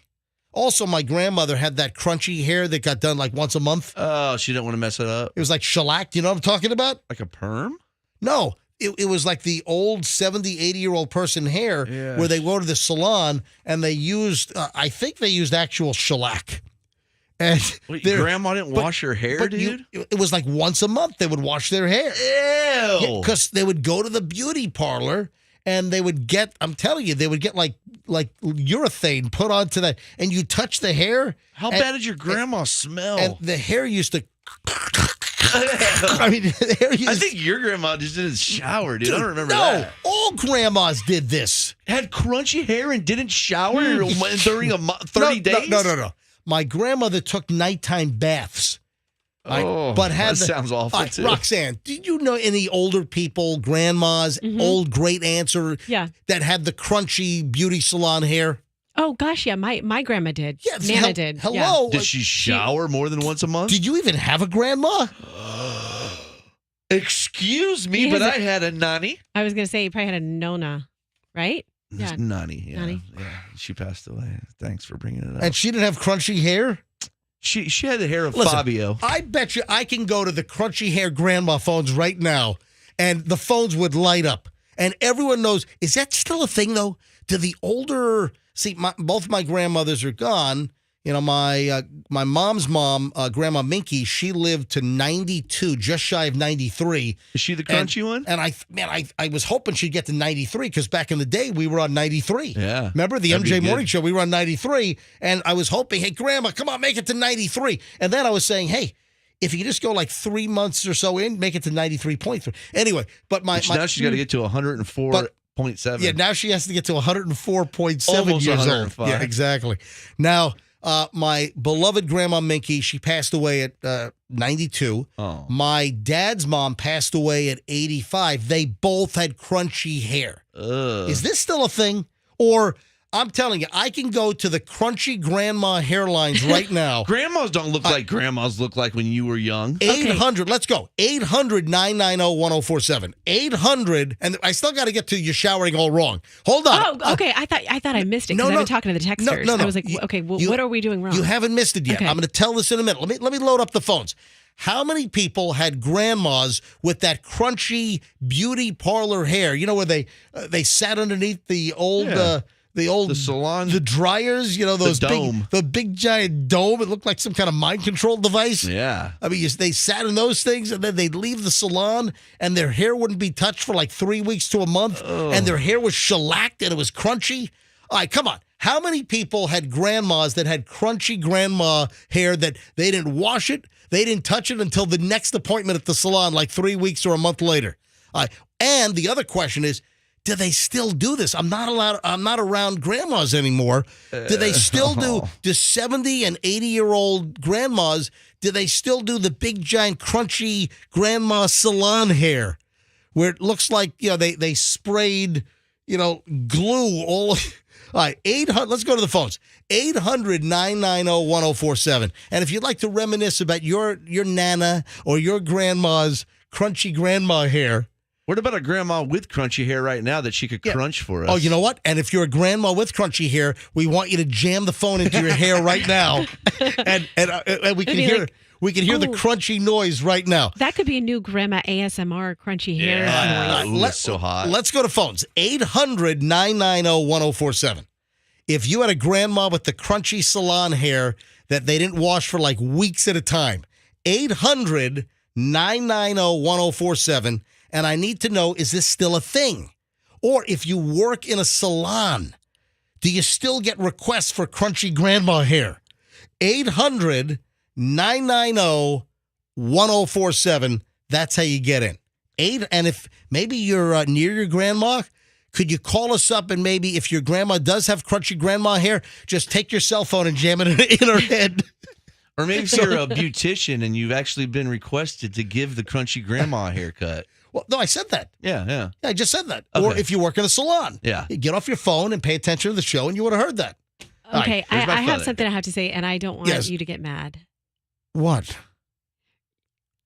Somebody in this room kind of has crunchy grandma hair. Oh, you do. Oh, my gosh. I do not have my hair. You do. My hair is soft. There's no crunchy grandma. Okay, I don't know. You want to come over here and feel my hair? All right, No, if come you over. tell me. If Come you on, tell me. No, it's come okay. around and It's touch my okay. hair. Run your fingers Touch through my that. hair. You'll come out with nubs. Sniff it. I want you to say, gee, your hair smells terrific. Come on. Your hair gets crunchy there throughout the day. Every line has lit up here. Every line is lit up. But while we screen calls, we'll go to phones here in a second. The whole shower deal, the reason we got onto this in the first place, the whole shower deal is experts are saying that the morning shower is not the way to start the day. If you do a morning shower, and I do you, Roxanne? I do. Definitely always a morning, but sometimes nighttime as well. Yeah, I never do it unless I'm like sweaty and I'm in the yard and I'm all nastied up good or whatever. I don't take a shower until the morning because that's sort of like the wake up procedure and, opening up your eyes and waking up. You guys don't shower near enough. The word here, listen to this. Showering in the morning could be stripping your skin of its natural oils. Oh, man. According to Sally Bloomfield, an honorary professor at the London School of Hygiene and Tropical Medicine. In fact, Bloomfield said most people shower every day because it's socially acceptable and they want to get rid of body odor, but it is not medically necessary. Talks about the microbes on the skin produce nasty odors, but they're not harmful. But if you shower in the morning And if you shower more than once a day, you're washing away the body's microorganisms, help control oil levels. Anyway, she says, according to her research, people shower more in the summer because they get sweaty and uncomfortable, but there are no necessarily any beneficial health issues here that will help you out. People often get confused about the difference between cleanliness and hygiene. Cleanliness is what we do to look and feel clean, but hygiene is cleaning we do in order to prevent the spread of germs. Bloomfield says that there are certain times when you definitely should shower, such as before going into a swimming pool, because you could pass microbes from your body onto fellow swimmers. What? Hand washing. But she's saying that over showering can affect your skin, make it drier, get more irritated. There is no hard and fast rule, but she says that starting your day off by removing the essential oils from your skin is not really the best thing to do. So she's saying, hey, showering, we're doing it all wrong. So maybe the nighttime shower is the better thing to do, because then you're sleeping overnight and then the oils have a chance to regenerate. Who wants to feel the oil? Dude, if I don't shower in the morning, I feel so gross. I'm just thinking of like motor oil, And sticky and like a Crisco or something. I do a midday shower, ice cold, just to wake up. Yeah, I'm sure you do. I do. Look at the phones. The grandma crunchy hair phones have exploded. Crunchy lines. Yeah, let's go to the crunchy phones right now. Let's start with Shayna in Tampa. Shayna, you're on the MJ Morning Show on Q105. Do you know what I'm talking about? I sure do, because I had a grandmother that had that hair. And I just wanted to tell you guys, my mom is a grandma. She'll be 74 New Year's Eve. And she has the prettiest silver white hair to her waist. Oh, nice. Flat ironed. Whoa. And everyone asks when we go out if she has extensions at her age. So, Wow. cute. Yeah, do people get silver or gray or white extensions? Is that a thing? Sure. well, we're not aware of it. We get a kick out of it because she's so cool. She's hip. She's a hit. She sounds like a she's hippie. not a crunchy hair grandma. So no crunchy hair on your 70-year-old plus mother. Correct. It's a new generation out there. All right, so Yeah. maybe crunchy hair at the salon it's going out. What made it crunchy? The overuse of hairspray? Oh my God! Yeah. They would empty like 3 gallons of Aquanet. Remember that stuff? Oh, yeah. They would seriously. Oh, yeah. They would empty like a barrel of Aquanet, I think, on their hair, and it would get shellacked. Hey, Until there's actual net of aqua on their head. hey, Shannon, do you like the MJ Morning Show? I love it. I listen to you guys every day taking my kids to school. They love it too. Do me a favor, spread the word that we're back, okay? Sure will. Thanks, guys. Have a good day. Thank you. You You too. too. Let me grab David is in Homosassa. David, it's the Grandma Crunchy Hairphones. You're on next. Hello. Hello. Yeah. My mom had bouffant. It was called style hair. Yep. And she would go to the beauty salon and get her hair done once a week, use a shower cap, or Oh, that's right. That's Yeah. that's right. My grandma used the shower cap to not mess up the shellac. Dude, she probably slept with it, right? You know what? You know what it's best described as? The old, like 1960s, 70s, and even into the 80s and 90s, for a lot of these grandmas, it was like a half Marge. Yeah, yeah. You know what? Marge had the way What? up Yeah, one. it wasn't a full Marge, like all the way up. Right. Oh, homie. Are you okay? Oh, my God. Hang on. Oh, my gosh. I've Marge, got are you another okay? drawback to that. Yeah. Yeah, one of the things that was a definite drawback that happened to her is all those chemicals that was used to make that hair crunchy like Oh, that. don't tell me it gave her brain Oh, cancer. God. Flammable, extremely flammable stuff. Oh, Her hair oh, yeah. was Oh, yeah. fire. It was, it's bad. news. Hold on. Did your grandma's hair burst into flames? Yeah, absolutely. Whoa, wait a sec. What? Your grandma's hair burst into flames? It was my mom, and she was a smoker. Oh, my God. What What happened? She was just a little tipsy, and she was smoking a cigarette, and her hair just started on fire, and it just goes up like a Christmas tree. What happened? Was she a flapper? That was the my era back then. God. Cigarettes, alcohol, and Oh, my hairspray. head is on fire. We got a bonus hair fire out of this call. Hey, thanks for the call, David. I appreciate it. How'd they put it out? I got so many questions. Okay, right here. Just grab, Oh, thank you. grab the fire extinguisher. He just says it all nonchalant. Yeah, my grandma's head caught on fire. God, I was smoking my Camels and my hair caught on fire. Oh, my God, these ashes are out of control. Let me grab Francis in Odessa. Francis, you're on the MJ Morning Show, Q105. Hey, Fran. Hi, good morning. Morning. I'm calling. My mom is 94 years old, and she does not wear any hairspray, and her hair is absolutely gorgeous. Wow, is she hot? She's 94 years old. Well, she sounds... 94, she still looks really good for 94. Wow. Send me a picture. That's what do you ask? What do you? I just want to see your mom take a selfie. What are you, a creeper? You I want like a picture of I like a MILF. You? That's a gamilf. A gamilf. No, it would be a jujamilf. It's her mom. It would be a great grandmother. I'm into I think I have a fetish for 90 and over. What are you kidding? Please stop it. Hey, Francis, thanks for the call. That's hilarious. Thank you. Have a All great right, day. goodbah. Have grandma send me a selfie, no filters. Please stop it. She's on OnlyFans. Only grands. Only grands. Hi, Donna's in Valrico. Donna, you're on the MJ Morning Show. Hello.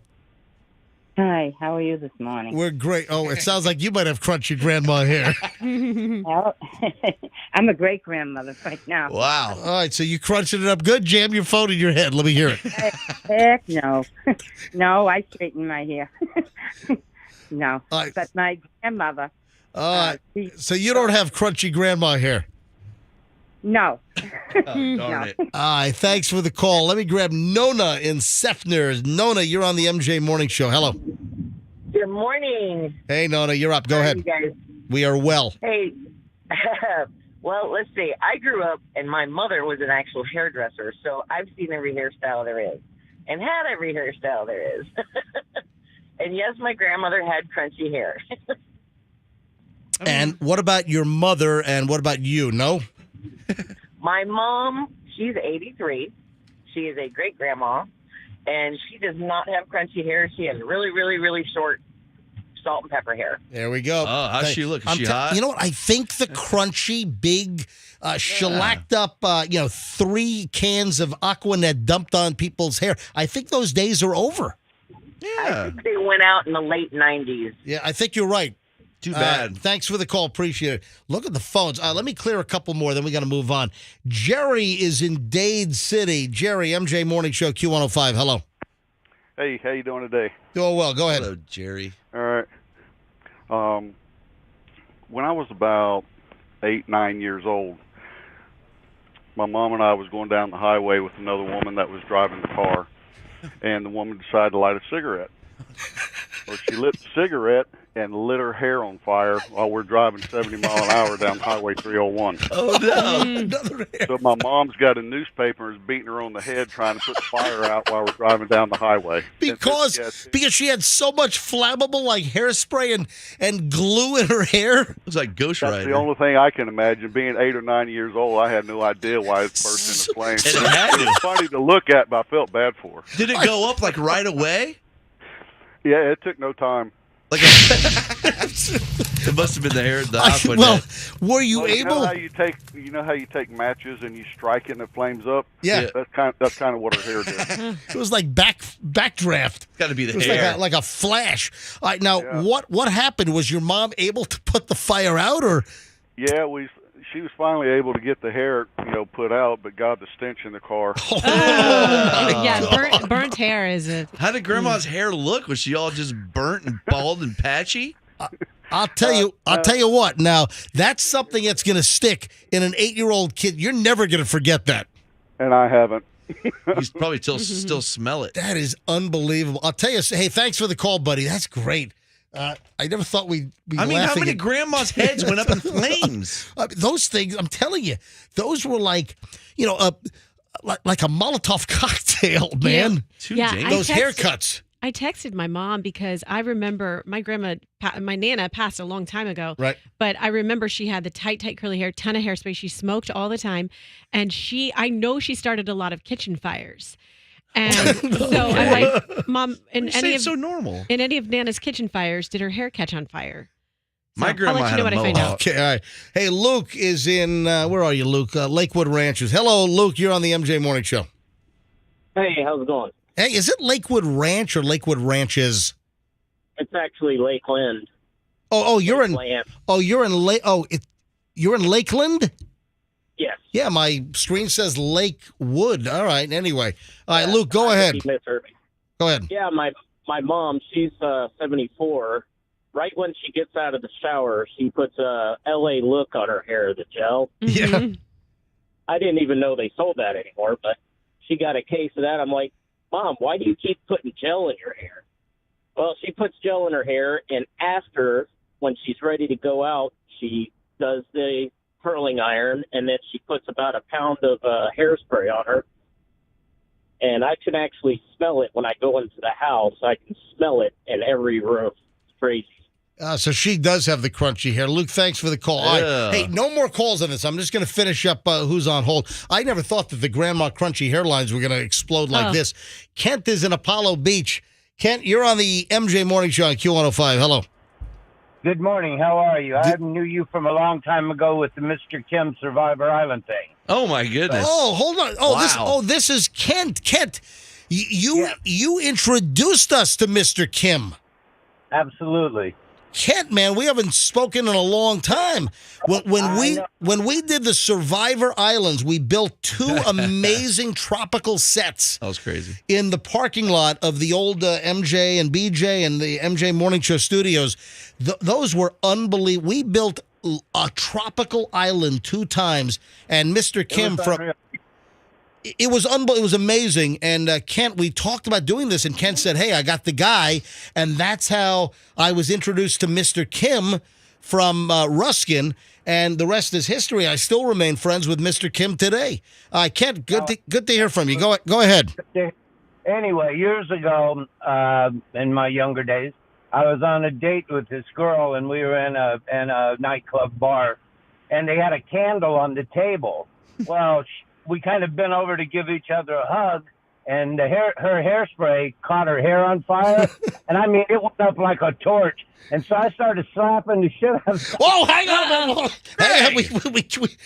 Hey, Kent, we can't say That's the S word. We can't say the S-bomb on the air. I started smacking her head. Okay, that's better. And people thought that I was hitting her. You know, they didn't know. So these guys all jumped off their bar stools coming over to kick my butt, and I'm trying to explain I was putting her hair out, and finally they got to look and see. Before I got murdered, they noticed that, her hair had been on fire. And I mean, seriously on fire. The whole side of her hair was gone. Was she a grandma? No, she smelled like a goat the rest of the night. Hey, Kent, great to hear from you, buddy. Keep in touch. All right, last call on this. Jason is in Holiday, and then we got to move on. We got the Kanye West update. Man, I got to be honest. The grandma crunchy hair on fire phones are very entertaining today. No, hairspray, it's pretty dangerous stuff. I can't believe it's still on the market. Well, this stuff is flammable. Take a can of hairspray and I used to do it as a kid in my mom's bathroom. I used to go with a match. You're lucky to burn the house down. I know. I can't believe I did it. Jason, last call on this. You're on the MJ Morning Show. Hi. Hi, how you doing? Doing fine. Go ahead. Yeah, my grandma, she used to bribe me to, she'd buy me a toy or something, get me to go shopping with her, and one of the stops would be the beauty salon, and they would say, oh, you get a wash and a set, and I guess they would just wash it and put that shellac on there, and then, they'd go for maybe a week without messing with it. Like, when she went to bed, it was a big deal. She had to keep her head straight. Yeah, I'm telling you, I think my grandmas, I think they got their head done like every 2 or 3 weeks, because that thing was like a fiberglass boat shell. I'm telling you. I think it was like a week. I don't know. They went like 3 weeks without washing their hair, but Old episodes of The Love Boat. Hey, thanks for the call, man. Thanks, Jason. All right, last word for you. What about the Love Boat? As I told you, I've been watching a lot of The Love Boat. I'm trying to watch every episode, and there's a lot of shellacked hair on that show from old ladies. You're trying to watch every episode of The Love There's Boat? like 500 or something. What happens after you've watched them all? I'm almost exhausted. I don't know. I don't win a prize or nothing. I just want to do it. I'm on a mission. Do you know the actual theme song? What is it? Love. Exciting and new. Come aboard. We're waiting for you. Is that love? Oh, hold on. Oh, come aboard. We're expecting you. Expecting you, yeah. And then Gopher and that one guy who was ugly but got all the girls. I never got that. And was the bartender, did he slip Mickeys in the drinks? Yeah, or? he drugged everybody. Everybody. All right, moving along. Kanye West update. Man, things just keep going from bad to worse for Kanye West. Do you see the latest? Reports are that Kanye West paid off employees that heard him rant about Jewish conspiracies and his praise for Hitler for years. How the hell did Kanye's fascination and love, allegedly, for Nazis and Adolf Hitler, how did this remain under the radar for so long?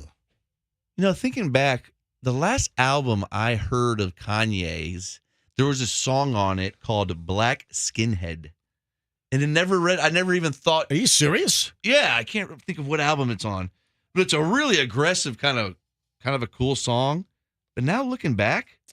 Listen to this. Kanye West, who of course is now known as Ye, who is now known as, I guess, anti-Semite, allegedly he paid off a former employee who, according to an NBC News report, claims that Kanye previously made anti-Semitic remarks, according to a report. The same report from NBC says that West has also praised Adolf Hitler in meetings dating back at least 5 years. How does this not get out? It just got out. I know, but 5 years? These people are in meetings, big executives, and they're just like, okay. Well, the story obviously came out because of Kanye's comments about going DEFCON 3. What? I'm 3. sorry. It was DEFCON. It was DEFCON. Yeah, it was 3. not. It was not DEF, DEF, not like defense condition. It was DEF, DEATH. Kanye said in a tweet that he was going to go DEFCON 3 on the Jews.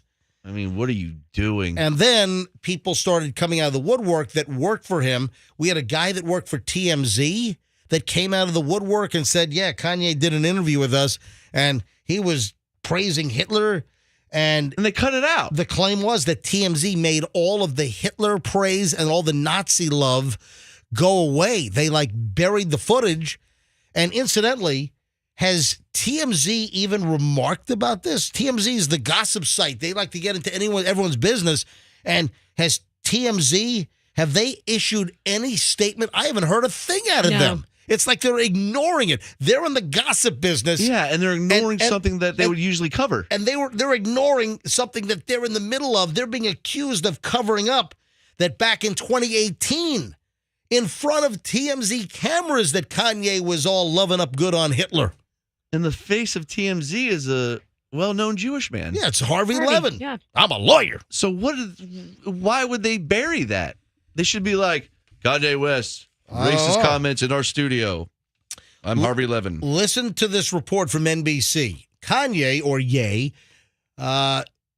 paid a settlement to a former employee who alleged that the rapper and designer had used anti-Semitic language in the workplace, according to documents reviewed by NBC News. Additionally, 6 people who have worked with Ye, Kanye, or witnessed him in professional settings over the past 5 years told NBC News that they had heard him mention conspiracy theories about Jewish people or praise Hitler. 3 of those people were former employees or collaborators and said they recalled multiple instances of Kanye using anti-Semitic language. Yeah, the person who claimed to have been paid to keep quiet spoke to NBC News, but asked to remain anonymous.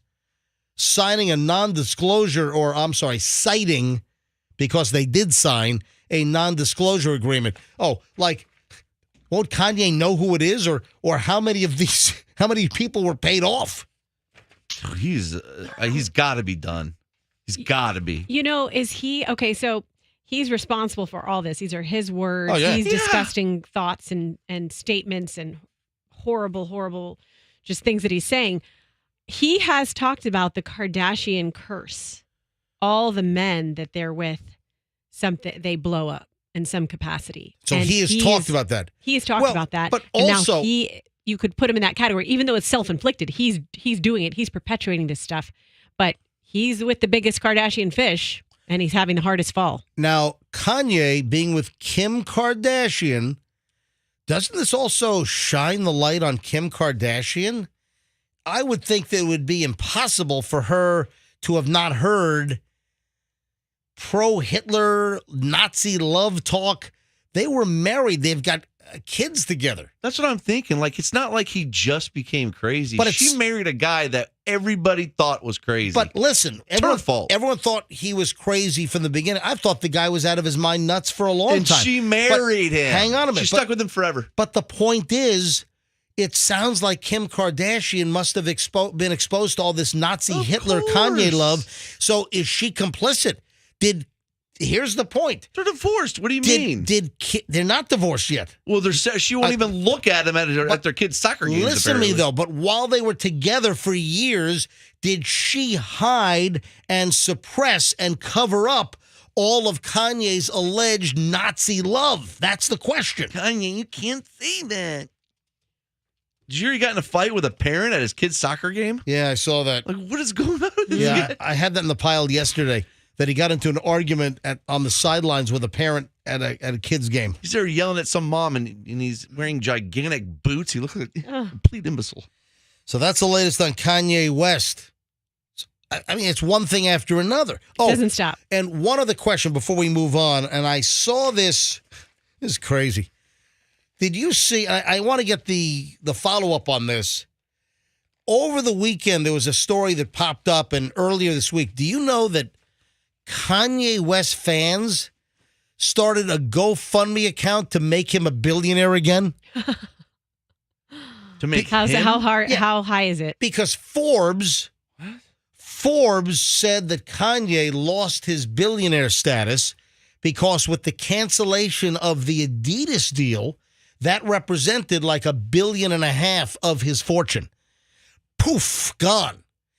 And now Forbes says that he's only worth like $400 or $500 million. It's still only. I mean, it's a lot of money, but that Kanye has fallen off the billionaires list now. Oh, no. So you got a bunch of crazed fans that started a GoFundMe account to help Kanye regain his financial billionaire status. How does this guy still have that many fans? Now, there was one fundraiser that was taken down. It had raised only $5. $5 to $6. There are numerous GoFundMes to help him, but none have raised over $25. Really? Mm-hmm. What? I don't think good. Well, that's actually good. That's funny. That's fantastic that people would. You know what? I'm guessing that a bunch of these were not real. I'm guessing that a bunch of people setting up Kanye West GoFundMes. They're just pranksters. They're just having fun. They're just making a mockery out of the situation. But I also saw that Kanye's people said that any money that was raised, that it would be turned over to charity. It sucks that he's going nuts because I actually like his music. I mean, he's got some decent things. First couple albums back in the day, man. Yeah. Those were, as the kids say, fire. Hey, Roxanne, do me a favor. Mm-hmm. Can you look up on the Googles the definition of heroin chic? Now, okay. I can guess what it is. I know what it is as well. It's that really skinny, like Machine Gun Kelly looks at heroin chic. No, but it's more for female. So the whole heroin chic look is that old like supermodel or model look where like poster girl Kate Moss. Kate Moss. There you go. Exactly. You liked her. That's your right. I like Kate Moss. All right, but Kate Moss with her ultra skinny kind of bony kind of thing, that was sort of like the heroin chic look. Why? Because she's so skinny and she looks like she's on heroin? Well, that's Yes, the deal. exactly. I'm thinking of like looking like a bum. But give me the actual definition. Okay, so heroin chic was a style popularized in the early 90s. Pale skin, dark circles under the eyes, emaciated features, androgyny, and stringy hair. That sounds like emo. Wait a minute, I'm not into that. Well, that's what the look is. You like emo, dude? No. I'm saying that I found Kate Moss attractive, but I'm not into bags and circles under your eyes. Oh, your bags are so hot. No, the ones under your eyes. Gia Kararanji, remember that? There was a movie about her. Gia was the name of the movie. Right. I think Angelina Jolie played her. Okay. And she was the originator of the trend. And I think she really was on heroin. And then it kind of was the reaction to the 80s models of Cindy Crawford and Elle Macpherson and Claudia Schiffer. They were more buxom, more curvy or bigger models. And so then you flip, whiplash to the 90s heroin chic. Heroin chic. But now, the reason why I'm bringing this up is I read a story that now it's bye-bye. Yep, bye-bye to like the big butts and everything, that's on the way out. And the word is... What? Big butts are out? Yeah, like the packed up bunkies and flat butts are in? Apparently, heroin chic is coming back. That's why I'm bringing this up. No. Yep. You got to eat a burger. I guess like Bella Hadid kind of the Hadid sisters, right? They kind of that Emily Ratatouille. I just call her Emily. Yeah. What's her name? I just call her Emily Ratatouille. But that's sort of like the heroin chic look. And What do you mean? She's hot. Oh, she is hot, but she's thin. And I don't think she does heroin. But that's sort of that heroin chic look. And the story is that it's coming back. I believe it. Because that's what happens, these trends. And now low-rise jeans are back, and you can't even wear low-rise jeans unless your hip bones are like stabbing out of your skin. Right. Well, here's the deal. Some examples. Lila, or is it Lila Moss? Lila or Lila Moss, the daughter of Kate Moss, she's evoking and bringing back the look. Also, Kaya Gerber. Do you know who that is? Yeah, like Randy Gerber and Cindy Crawford's daughter. Exactly. She is very pretty. So also the daughter of Cindy Crawford and Randy Gerber, Kaya Gerber, they're also bringing back the 90s, and they're both bringing back sort of the heroin chic look.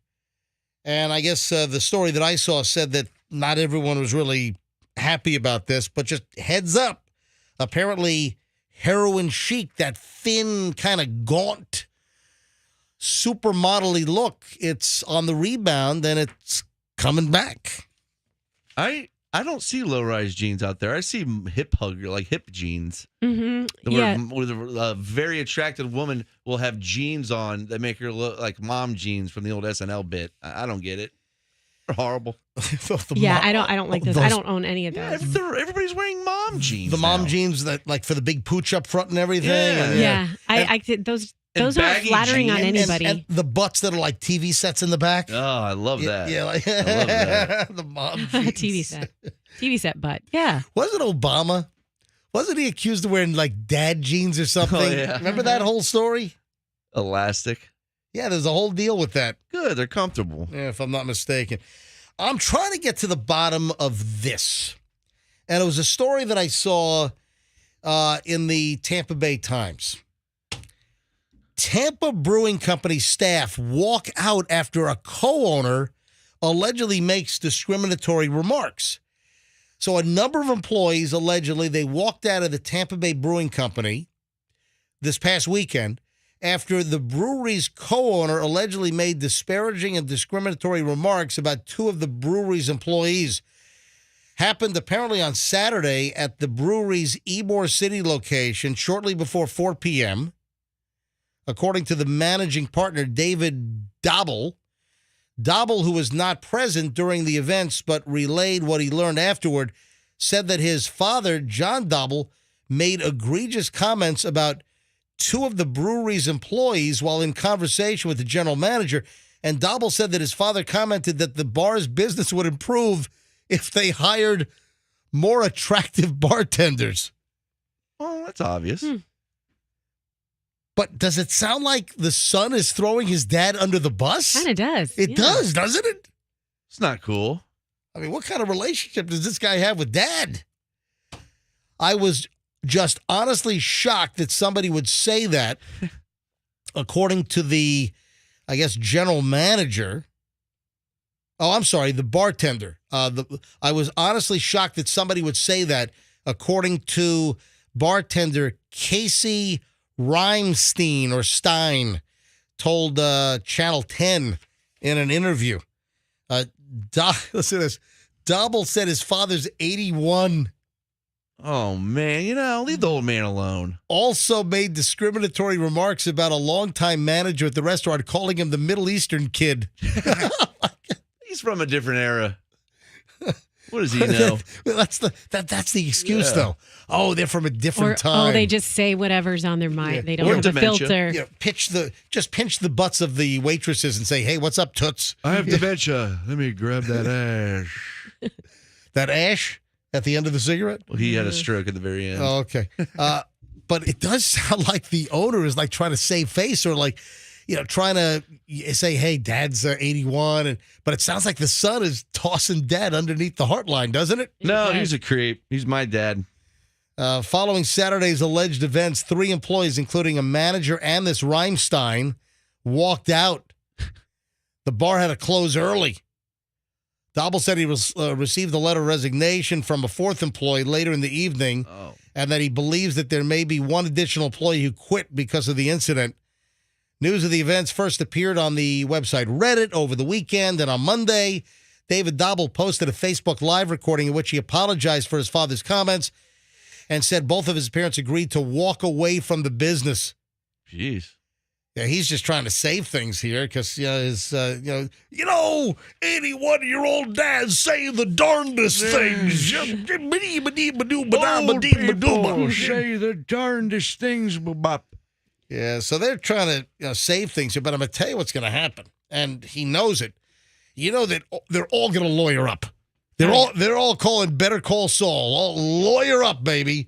They're going to come at him with a discrimination lawsuit. Oh, yeah. You know that this is coming, or It's actually, I forgot, they have one in Oldsmar, too. This is the Ybor City location they're talking about, but it's actually good food. Yeah, I like listen, it. I've heard good things about Tampa Bay Brewing Company. The bottom line is, here you clearly have the son that's getting out in front and saying, "Yeah, Dad, blame Dad. He's leaving the business." So he's trying to minimize the damage here. And listen, his dad was out of line. I mean, should the whole place go down because of an 81-year-old dad that's just making crazy remarks? I don't think so. I'm a crazy old man. Look at those bleeps. But this has got to be a nightmare for the son here. So, well. Yeah, I don't think that it's intentional per se. But you imagine, hey, you know what? Business might improve if you got some more attractive bartenders. I mean, what was he saying? Need to see more cleavage around here. I mean, shorter shorts, lower tops. That's pretty sexist, man. You know, You think? Yeah. But then again, he's from a different time. All right, it is the MJ Morning Show on Q105. When we get back in minutes, speaking of businesses, would you have a problem if a business looking to hire people had this sign posted? What? I'll tell you in a minute. Also, this woman was hit with all kinds of vulgar texts from men because she put up a little Facebook ad and took a picture and had a Facebook, and then all of a sudden, all these guys start railing her because there's something she's trying to sell. And what about drink? Got some stuff. Speaking of drinking, we got some drinking stuff we got to talk about. So hold on. We're back in a second here on the MJ Morning Show on Q105. Stand by.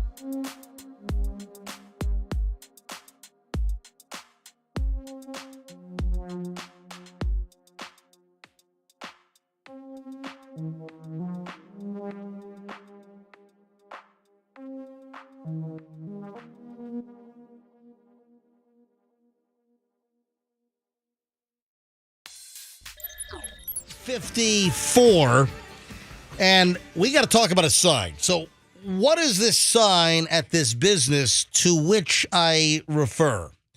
And would this offend you? Apparently, this bent all kinds of feathers out of whack here because a business put up a sign. You know those old banners you can go to, like Signs R Us and what are like the sign places? You know what I'm talking about? Next day signs. Whatever. Yeah. Get a sign in 24 hours. You get a banner. You get the grommets on there. You can put them on a fence or something. Yeah. This business in Pasadena, Texas, happens to be one of those like pet resorts. Yeah. You know, the big like buildings, the big like butler type building, big, you know, like a kennel, you know. A kennel. For pets? Yeah, it's a resort. It's a pet resort. I mean, we use a couple of different ones in the Tampa Bay area. Oh, like a doggy day camp type thing. Yeah, we've got like 3 different pet resorts that we use. I use one. And then your dog is happy when they go there because you've talked about it to them like it's a resort. Like, you're going to a resort, it's going to be fun. And they're like, I'm going to a resort. I'm a dog. This is awesome. Michelle calls it camp. It is called camp, yeah. Michelle, she says, hey, we're going to camp. Mm-hmm. My place is called Camp Bow Wow, actually. Are you serious? Yeah. It's called Camp Bow Wow? It's a really great place. I've been going there for years. All right. Well, anyway, Michelle says to the doggies, like last weekend, we went to my dad's 80th birthday. Does she say you boys want to go to camp? Well, they're not boys. We got one boy, one girl. The mangy one's a boy. It's not mangy. It's a long-haired Jack Russell. The hair's mangy, right? No, it's not mangy. It's long, fluffy hair. In fact, you know... Is that the style? That's the style. You know what? Right? Well, no, it's not the style. It's the breed. Is that the style? We take it to a groomer to get styled up. Please fluff it up. We have 2 Jack Russell Terriers. Our female JRT is Scout, and she's a smooth coat. She's a very smooth coat. She's sweet. And then Gatsby is the broken coat or has the wiry coat, more like, what was the name of the dog in Eddie? In Benji? No, I'm Fraser Crane. No. Fraser. Fraser Crane's my name. No, dear Lord. Fell off a stage. Sorry. Still one of the funniest things I've ever heard. Anyway, so we have 2 Jack Russells. One is the smooth coat, and then we have a broken coat one. Yes. And it's not mangy. That's the prick, right? The one with the mange? What are you talking He's about? kind of the mean one? No, the female is a little testy. Which one is the bladder peed disorder? on me? The sweet one, that's Scout. She peed on you at my house. Oh, okay. I thought the boy was the mange and the girl. Okay, I got it. All right, so wait a minute. You're making all kinds of disparaging comments about my dogs. The thing leaked on me the size of an igloo cooler. We told you not to pick her up, and you picked her up. But she's so cute. At my house. She's adorable. I can't not pick up a little doggy that's at my feet. Yeah, our female Scout is adorable, but she's got a little bit of a temper. A little bit of a squirting issue, too. Well, she peed all over Froggy. It was a cold night. This is like a 14-pound Jack Russell Terrier female that unloaded about 3 gallons of pee on Froggy's chest. Did she hold it for a week? You guys had to leave. Yeah. Oh, I was not happy, boy. She's got a shy bladder. Exit. Yeah, I could tell. No, she does. She has a shy bladder. And she wasn't shy around me. Was this Chris? When did we do this? That was our Christmas, Christmas yeah. party. Or was it Oh, that was Coop's February. going away party. Yeah. Oh, yeah. Coop's going away party back in what, May? Yeah. February. When was it? March or February or No, March? I don't think he's been gone that long, has he? Who remembers? Anyway, so Froggy picks up the dog. And my Froggy, don't pick up the dog. And Froggy picks up the dog. And then my female Jack Russell just peed all over Froggy. It was so much. I was shocked. By the way, as far as the one you call mangy, yes, Michelle calls Gatsby now Fluffy Lover. Aww. Do your dogs do it?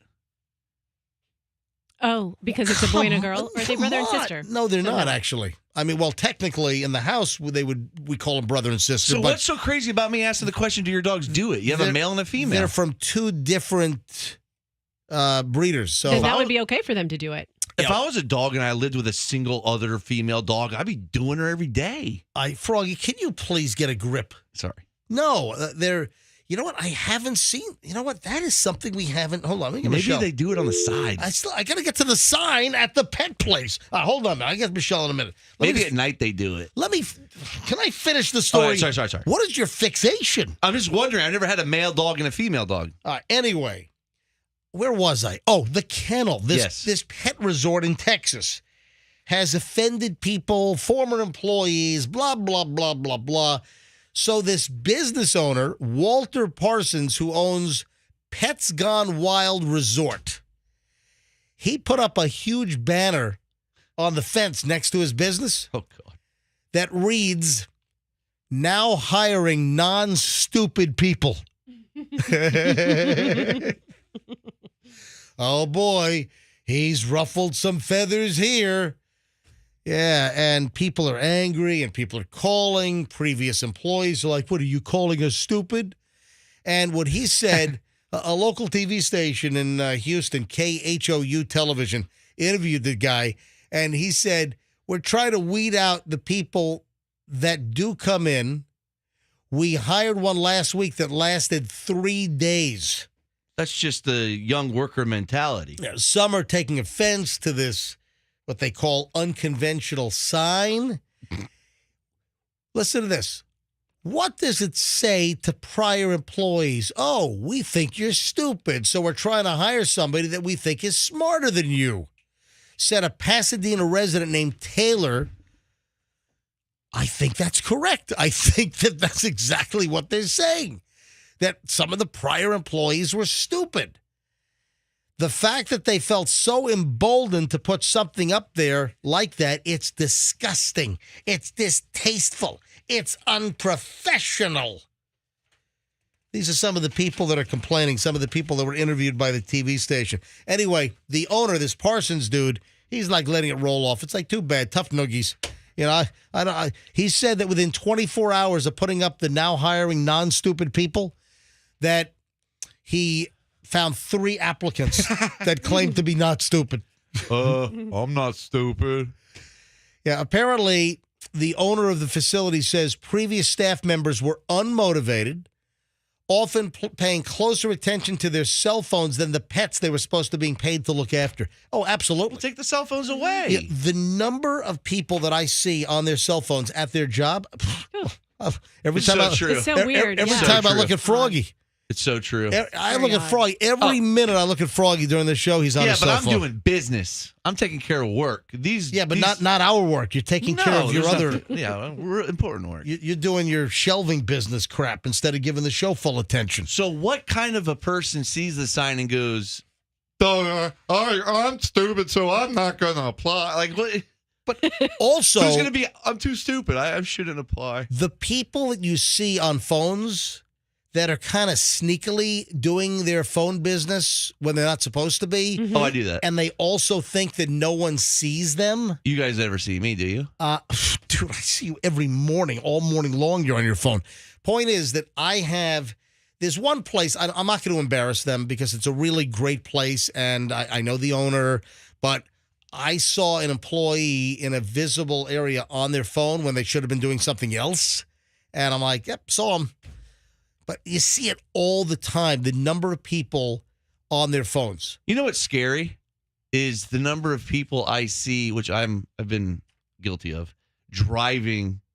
Literally, everybody is looking at their phone while they're driving. You know where they? Because I made it a point to look at people and count. Yeah. You know where they do it the most? Howard Franklin on Bridge. The bridge. On the bridge, going 85 miles an hour. Probably why there was that big accident this morning.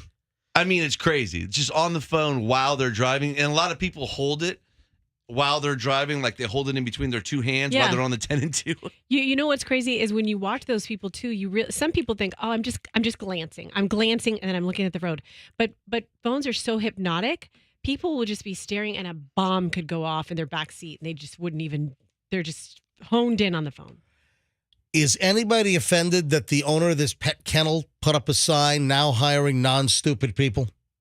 Sounds like something that one Mattress Mac would do. Like an old-timer owner. Oh, speaking of him, did you see what happened to him? He got in a fight, right? Well, hold on. Mattress Mac. He's an old man. There are a couple of things with Mattress Mac.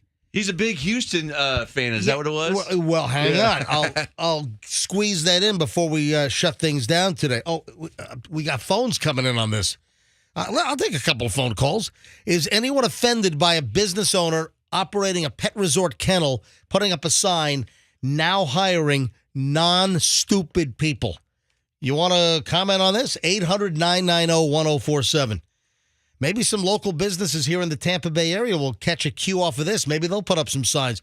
I'd love to see some businesses around town put up signs. Help wanted, non-stupid people. Hey, how about those marquees where you put the letters up with the little suction cup stick? Now hiring. Yeah, now hiring non-stupid people. I think that ought to be a new meme and the theme around town. Don't be not smart. Hang on, let's go to phones. 800-990-1047 if you want to comment. I didn't even ask for calls, and the phone's already ringing here. Who am I going to here? All right, Frank is on line 1. Hey, Frank, where are you calling from? Riverview. All right, dude. Frank, you're up. Go ahead. I got to tell you, first off, I fully agree with the sign. I get it. And, I'm a retired school teacher, and I'm going to tell you right now, it's like George Carlin once said. Hey, Frank, your phone is like going. Can you get to a better place? Yeah. Let me switch out here. It's crunchy like MJ's grandma's hair. Yeah. Is that better? I don't know. What kind of phone are you on? Verizon. Oh.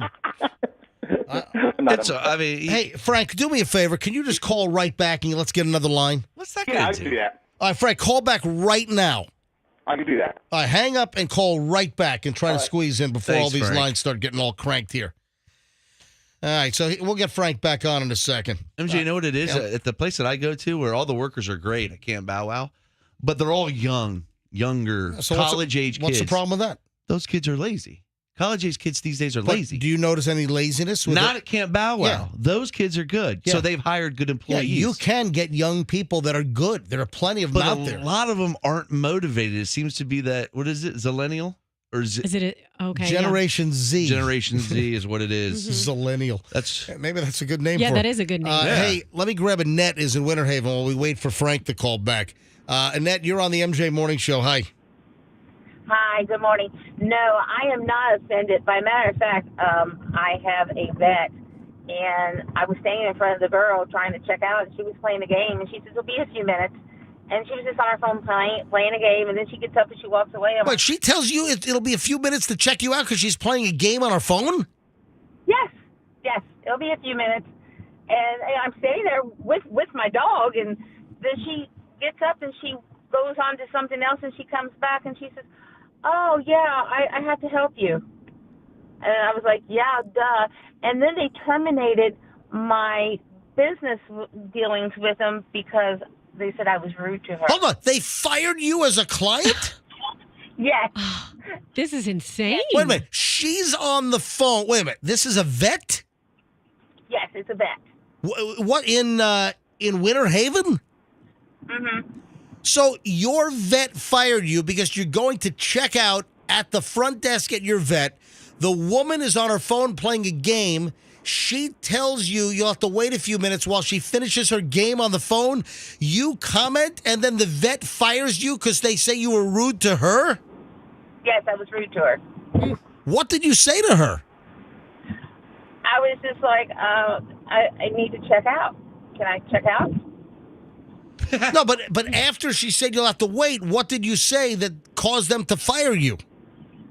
I just said okay, not really realizing she was playing a game. And the longer I stood there, you hear the music of the game going, and it's just like, really? So they just fired you, it sounds like, just for like tone of voice and facial expressions. That is incredible. Wow. The vet said, how did they put it? Did they call you or they fired you on the spot? What happened? They ended up sending me an email. And what did the email say? They said that I made the girl feel uncomfortable while standing there. Oh my gosh, that's so stupid. What vet was this in Winter Haven? Oh, I'm not going to say. Why? They screwed you over. They fired you. Yes. All right. Well, have you found a new vet yet, or have you wiggled your way back in? No, I found a new vet. They were going to refer me to a vet, and I said, you know something, I'll just find my own. And I found my own. She's going to get there next time she checks out to the new vet. Lady's going to be doing her nails. You'll have to wait. It'll be about 40 minutes. I'm Her doing my nails. toenails. Yes, exactly. Feet are going to be on the table. Hey, thanks for the call. We do have Frank back, and a bunch of these lines are jammed up. Oh, Frank. Frank, let's see if you have a better connection. Hello, Frank. The lines are jammed up. Is it better? There you go, Frank. You're Frank, right there through. it sounds a little better, but it might be your phone he's itself. fine. All right, Frank, go ahead. All right, so here's what my take is. First off, I am not offended by this. Hey, Frank, your phone sucks. It's not Verizon's phone. You can deal Frank, with it. Frank, you got to get a new phone is what it is. What kind of phone are you using? General Electric. No, really. What? Seriously, I'm on my house phone. I just know either that or the Panasonic. You know what it is? It's you're on a cordless phone, aren't you? No, I was, but now I switched over to the landline one. What? So all of your phones suck? You're on a landline? Are you? If you touch my phone, is it going to suck? All right, Frank, go ahead. Tell me the story. Okay, my thing is I'm not offended by the sign. I can tell you this right now. As a retired teacher, I've seen it all come through. And more or less, these days, parents are excusing their kids, and we're raising kids that are just like they're not motivated, and they're not interested.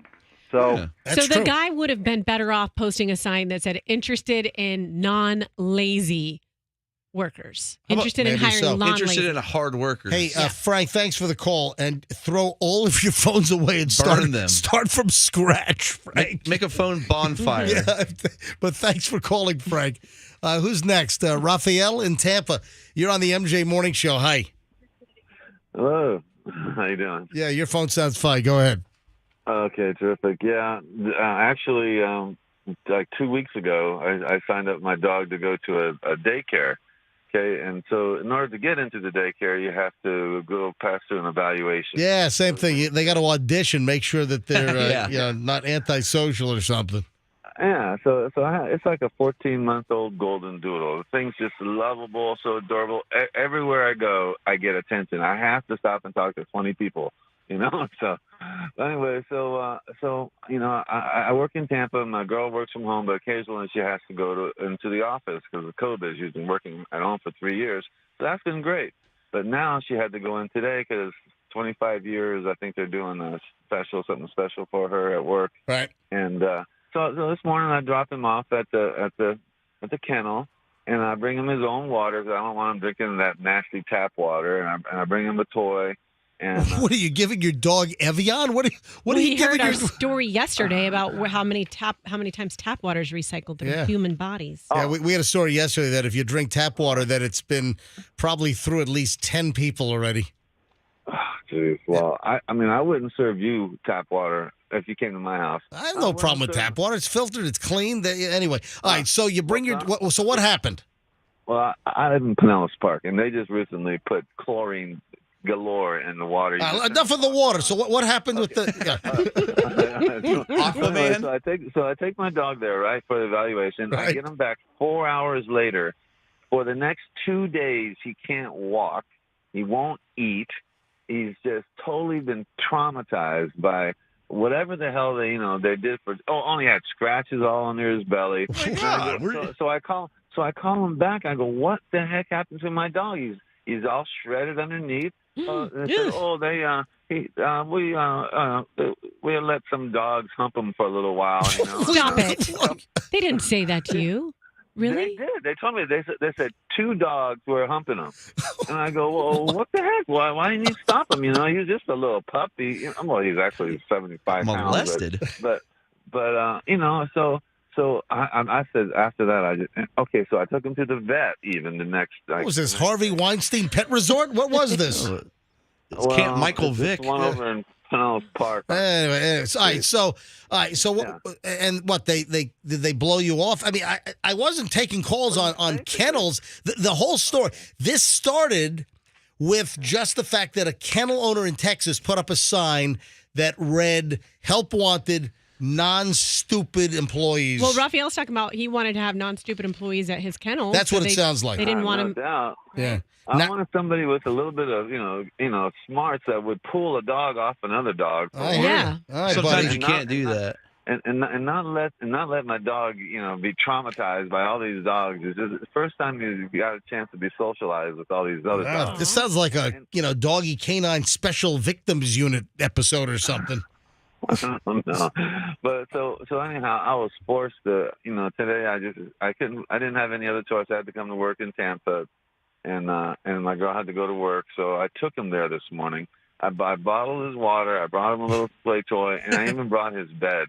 And they looked at me like, "Why are you bringing his bed?" I go, "Well, I don't want him sleeping on a concrete floor." Oh no, we have raised beds. Okay. Well, that's fine. But anyhow, so yeah. The stupidity was letting my dog get damaged and hurt and just traumatized. Gotcha. And then their attitude about No, I got you loud and clear. So you think they ought to put up a sign now hiring non-stupid people? Hey, thanks for the call, Raphael. Man, that thing's just going and going. All right, last call on this, and I had no thoughts of taking calls here, but hey, what the hell? Christine is in Palm Harbor. Christine, you're on the MJ Morning Show. Hi. Hi, good morning. Hi. I just wanted to say, as a business owner, who pays $5 above minimum wage for just a companion caregiver for a medical service. Yep. You're a companion to the elderly. I've fired more people playing Candy Crush, and they're all age groups. I have people calling me saying, I'd like to answer your response for an ad for employee work. And they say, do you have any night shifts so I can sleep? Do you have any night shifts so I can sleep while I'm on the job? Yes, 2 of them this week, MJ.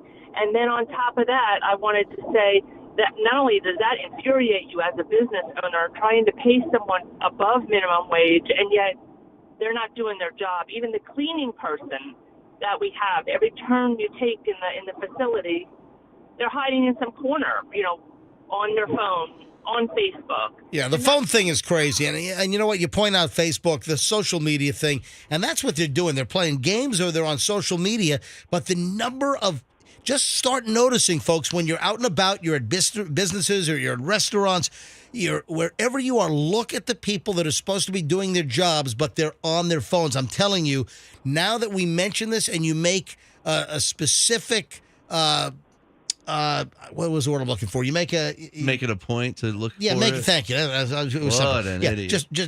Just make a point to look. You will now notice all of these people that are on their phones. Yeah. So when we went to dinner the other night with the. Go ahead, ma'am. It doesn't matter what I have to say. Sorry. I just want to say I was at the Dollar Tree on alternate 19 in Palm Harbor the other day, and I'm next to be rung up, and the girl pulls the phone out of her pocket, answers it, and it's a friend of some sort. Wait, but you're in line at Dollar Tree, the phone rings, and she answers the call? Yeah, and she was on that phone probably 5 minutes and let the whole line back up. Oh, my God. And this is Dollar Tree where? In Palm Harbor? Yep, alternate 19. Wow, that's incredible. It's that age group. And we all gave her Did you listen in on the conversation? What was she talking about?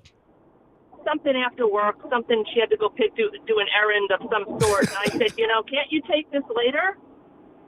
No. But, no. Talk to the hand. Yeah, she just looks at you like, hey. Well, listen, it's the Dollar Tree. I mean, what do you expect? It's out of control. The world is out of control. Barely have teeth there.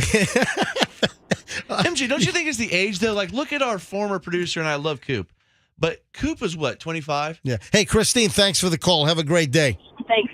Bye-bye. And he left the show just because he wants to hang out with it. Now, if you look at his Instagram, he's always like hanging out with his friends. He's in Key West. He's partying. He left the show because he wanted to party with his friends more. I think that's what's important to the youth. Listen, partying. Coop did a great job. He was great, but he was like, I get up too early. I want to sleep in. I want to hang out with my friends. I think it's that but he did a good job for us, and everything we needed done got done. He still quit.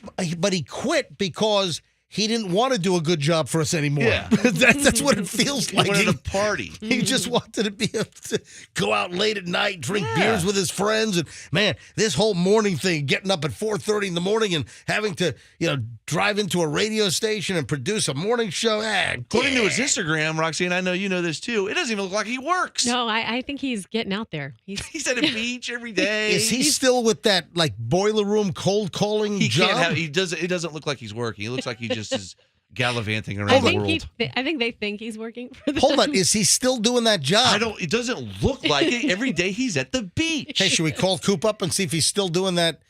You've never talked to him since he left. I haven't. Probably out of the country. But the job that he took, he left us to take a job making cold calls, trying to sell businesses like software for their computers or something. According to his IG, he's living like a multimillionaire. So maybe he hit it big with his job. Does he have a McLaren? I don't know. I think he has an Aston Martin. Well, there you go. All right, back to the original story for just 1 second while I wrap this up. Is this owner of the pet resort, if you're just tuning in, what started this whole conversation is a Texas business owner is, under fire because he put up a sign outside of his kennel. He's got a kennel in the Pasadena, Texas area called Pets Gone Wild Resort, and he put up a sign that reads, a big banner, now hiring non-stupid people. And he's just talking about these employees. They're stupid. They're not motivated. They're on their phone. And then finally he said that repeatedly he has to tell them to get off their phone. Quote, get off your cell phone. You've got dogs to watch. Okay, put the cell phone up. Go back out there. 20 minutes later, they're back on the cell phone. That's what this guy says. At least be as smart as I am. Some are saying that the guy's unprofessional, and I don't have a problem with him putting up a sign, now hiring non-stupid people.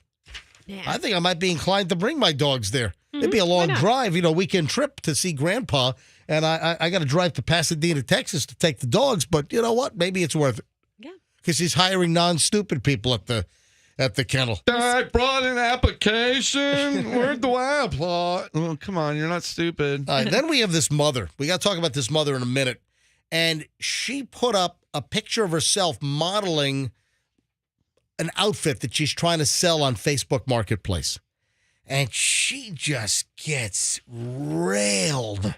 No, what happened? Yeah, well, you got to see what the picture looks like. And she's posing while pregnant. There's a whole backstory here. So hang on. Oh, and if you drink, Roxanne, you like to drink.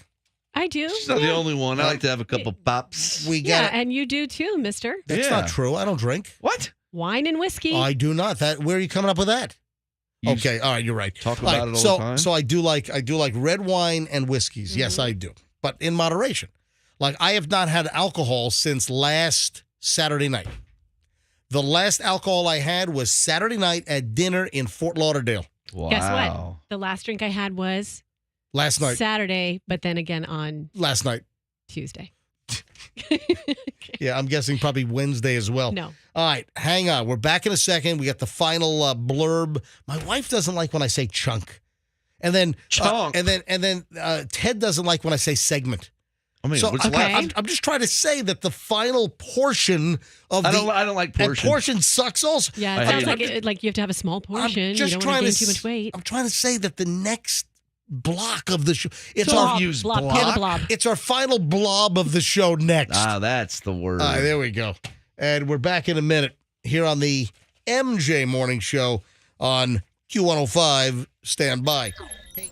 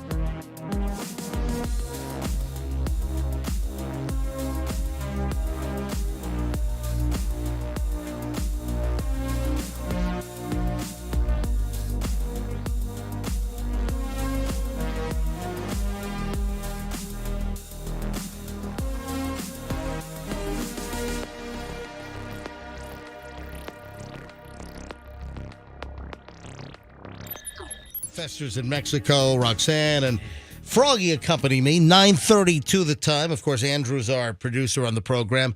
The final blob, blurb, chunk segment. What are we calling this? Blob. There we go. Final blob of the MJ Morning Blob, Show. blob, blob, blob. This mother, she puts up a Facebook Marketplace ad. Now, I've never done this. I think Fester uses Facebook Marketplace, or he's purchased crap off of Facebook He Marketplace. got a lawnmower off of it, I think, recently. You know what? You're right. He bought a lawnmower like out in like Auburndale or something. Lucky to get murdered. Yeah, and he sells stuff on there too, I think. I think you might be right. So this mother, April takes a picture of herself wearing, and you got to see this. She's modeling this outfit. Okay. Roxanne, take a look at her picture of what she's trying to sell. By the way, this is up.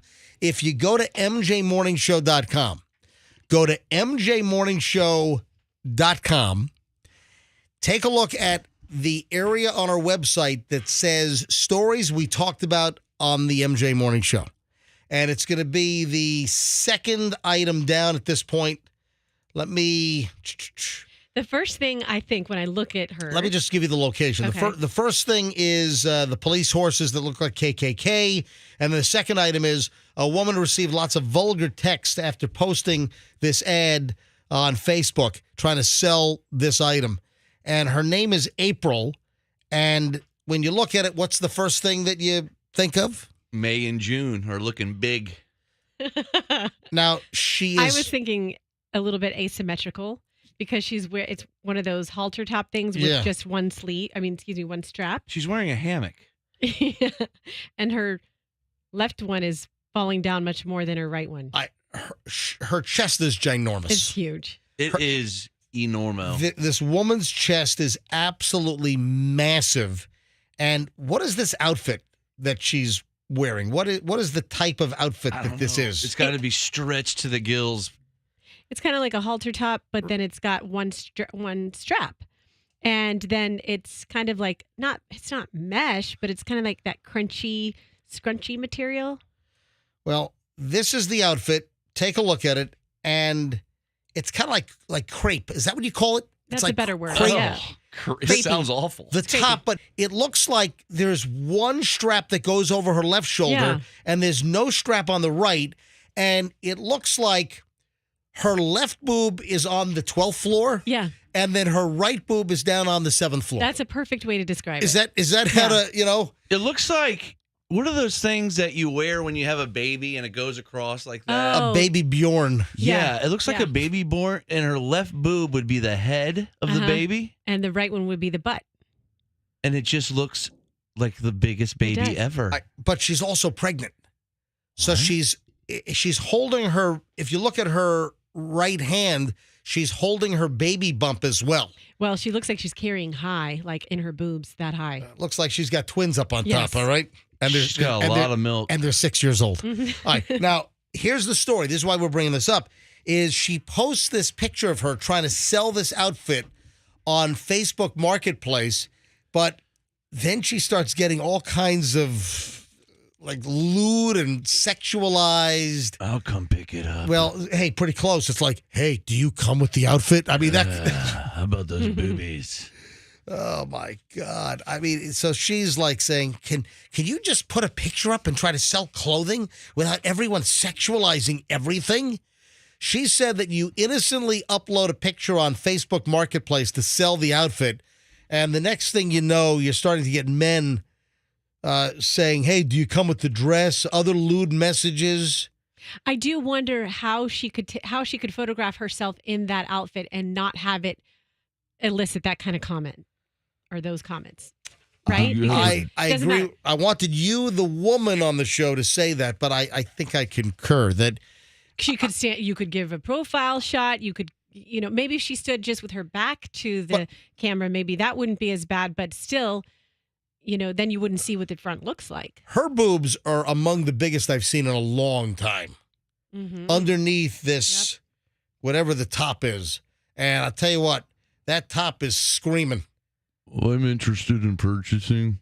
Yeah, I'm sure you My are. name is Scott. Can you help me get this couch into the back of the van? Meet me at my house. I have a couch. I need help. Are you a size 14? Yeah, you get a lot of skin for your skin suit out of that. Yeah. All right, moving along here. Oh, I gotta speed things up. Hey, Froggy. Sir. One of the best audio bites that we've had in the last, 30 days. Yes. Is probably this. We got weights and fit. There we go. Out of here.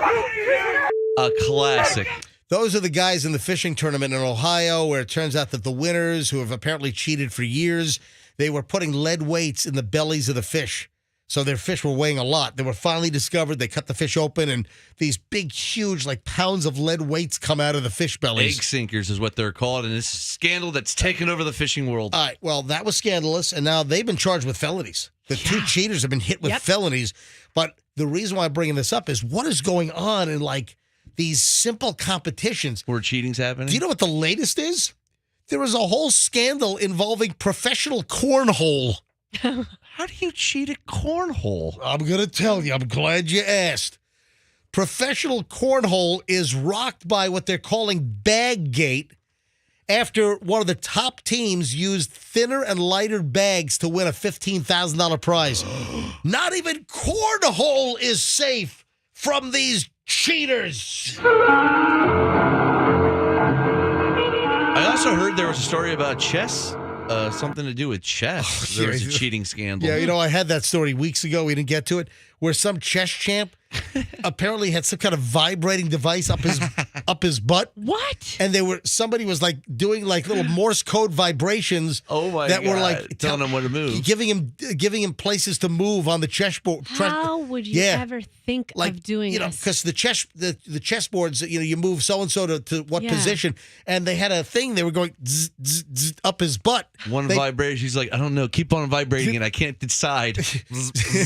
So he had some kind of a vibrating device up his butt that was operated by a remote control, and somebody was vibrating the moves that he should make. That's some risky business. It was probably one of those sex toys that So then, listen to me. Listen, the husband has control of the listen remote. to me. The next tournament he was in, that was the accusation. They had to check his butt before he could be in the next tournament. Bend over, please.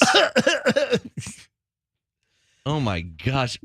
It's all these hobby sports. So speaking of cornhole here, we have. Way to segue. The game is cornhole. So now we got cheaters that have cheated with their bean bags. It's the game where you throw the bean bag into the what hole. What would the lighter material even do? Make it fly different? I don't even understand. The world of professional cornhole has been shaken by the potentially cheating scandal. The American Cornhole League Championship happened back in August. It's just coming out now. During the game, Mark Richards and Philip Lopez versus Devin Harbaugh and his partner. Harbaugh said the opponent's bag looked thin. Or the bags looked thin. An inspection revealed that the bags were not up to regulation. However, the officials who investigated Harbaugh and his partner's bags and found that they were not following the rules too. The prize for the game was $15,000 as the sport gains popularity. This is really a sport? I mean, this is kind of hey, the kids have fun tossing the cornhole ball packet outside of PDQ or something, ESPN carries the championships. Oh, get out of here. I'm serious. You're telling me the cornhole championships are on ESPN? Yes. Get out of here. Really? We got illegal material on bags. Somebody scream that out. That's crazy. That's insane. What's up with these guys? Jeez, just play your stupid hobby sport. What's going to happen next? Ping pong? Hey, I mentioned drinking. That Mattress Mac guy, Mattress right? Mac. Yeah. So I love him. He has a chance to win $75 million if the Astros win the World Series. This guy has unlimited funds. Now, there was a story about him the other night, not last night, but the night before, where the Phillies routed the Astros 7-0. Yeah. And it looked like a home run derby. It was ridiculous. It was like home run after home run after home run. And Mattress Mac was looking all dejected because they were, oh my God, he's seeing his $75 million payday slip away. So he placed a $10 million bet or a series of bets worth $10 million on the Astros. And if he wins, if the Astros win, the guy could win around $75 million. And they showed him all dejected in the stands. But then on the way out, fans of the Phillies, and Philly fans are nasty. Yeah. The worst of the Eagles fans. They're known for that. Absolutely. But the Phillies fans were just rousting the guy. They were loser, you suck. And Mattress Mac is on video flipping off like some of the Phillies fans saying, bleep you. So don't give him any crap. I got a serious question. Does Mattress Mac have a gambling problem? I think he has a serious gambling problem. How much money does he have? I mean, all he does is put up 10, 20 mil. Something's going on. Hey, can I tell you how unexcited I am about Avatar 2? I haven't seen the first one. The first one was good. I hated that movie. Why'd you hate it? I despised Avatar. You called it Avatar. I think I did. Yeah. It was awful. I thought Avatar was just the worst. How bad could it be? I hated I don't think I've hated a movie as much as Avatar. Battlefield Earth? Ever. Or since. I never saw that movie. But Avatar was awful. And then I see that, what 18 years later, whatever the heck it is, Avatar 2 is coming out. Mm-hmm. I don't care. I don't want to see Avatar 2. I wish I could erase my memory of Avatar 1. Is James Cameron doing it again? Yes. Oh, God. He's cranking out one movie every 40 years now. That's his. Yeah. He has to look for the Titanic. That's his deal. The drinking stuff. I'll have to get to this tomorrow. Yeah, because we're kind of out of time here. Give me a hint. What? Good or bad for you? Now they're saying just one drink a day significantly raises the risk of stroke among young. You could have saved that for another day. Among young adults. What? And then how about 4? Hey, listen to this. I got one other little drinking thing for you. Hold on. You're gonna love this. Oh, Roxanne, this is you right here. Okay. Has to do with Let's hear drinking. All right, hold on. I'm gonna give it to you in one.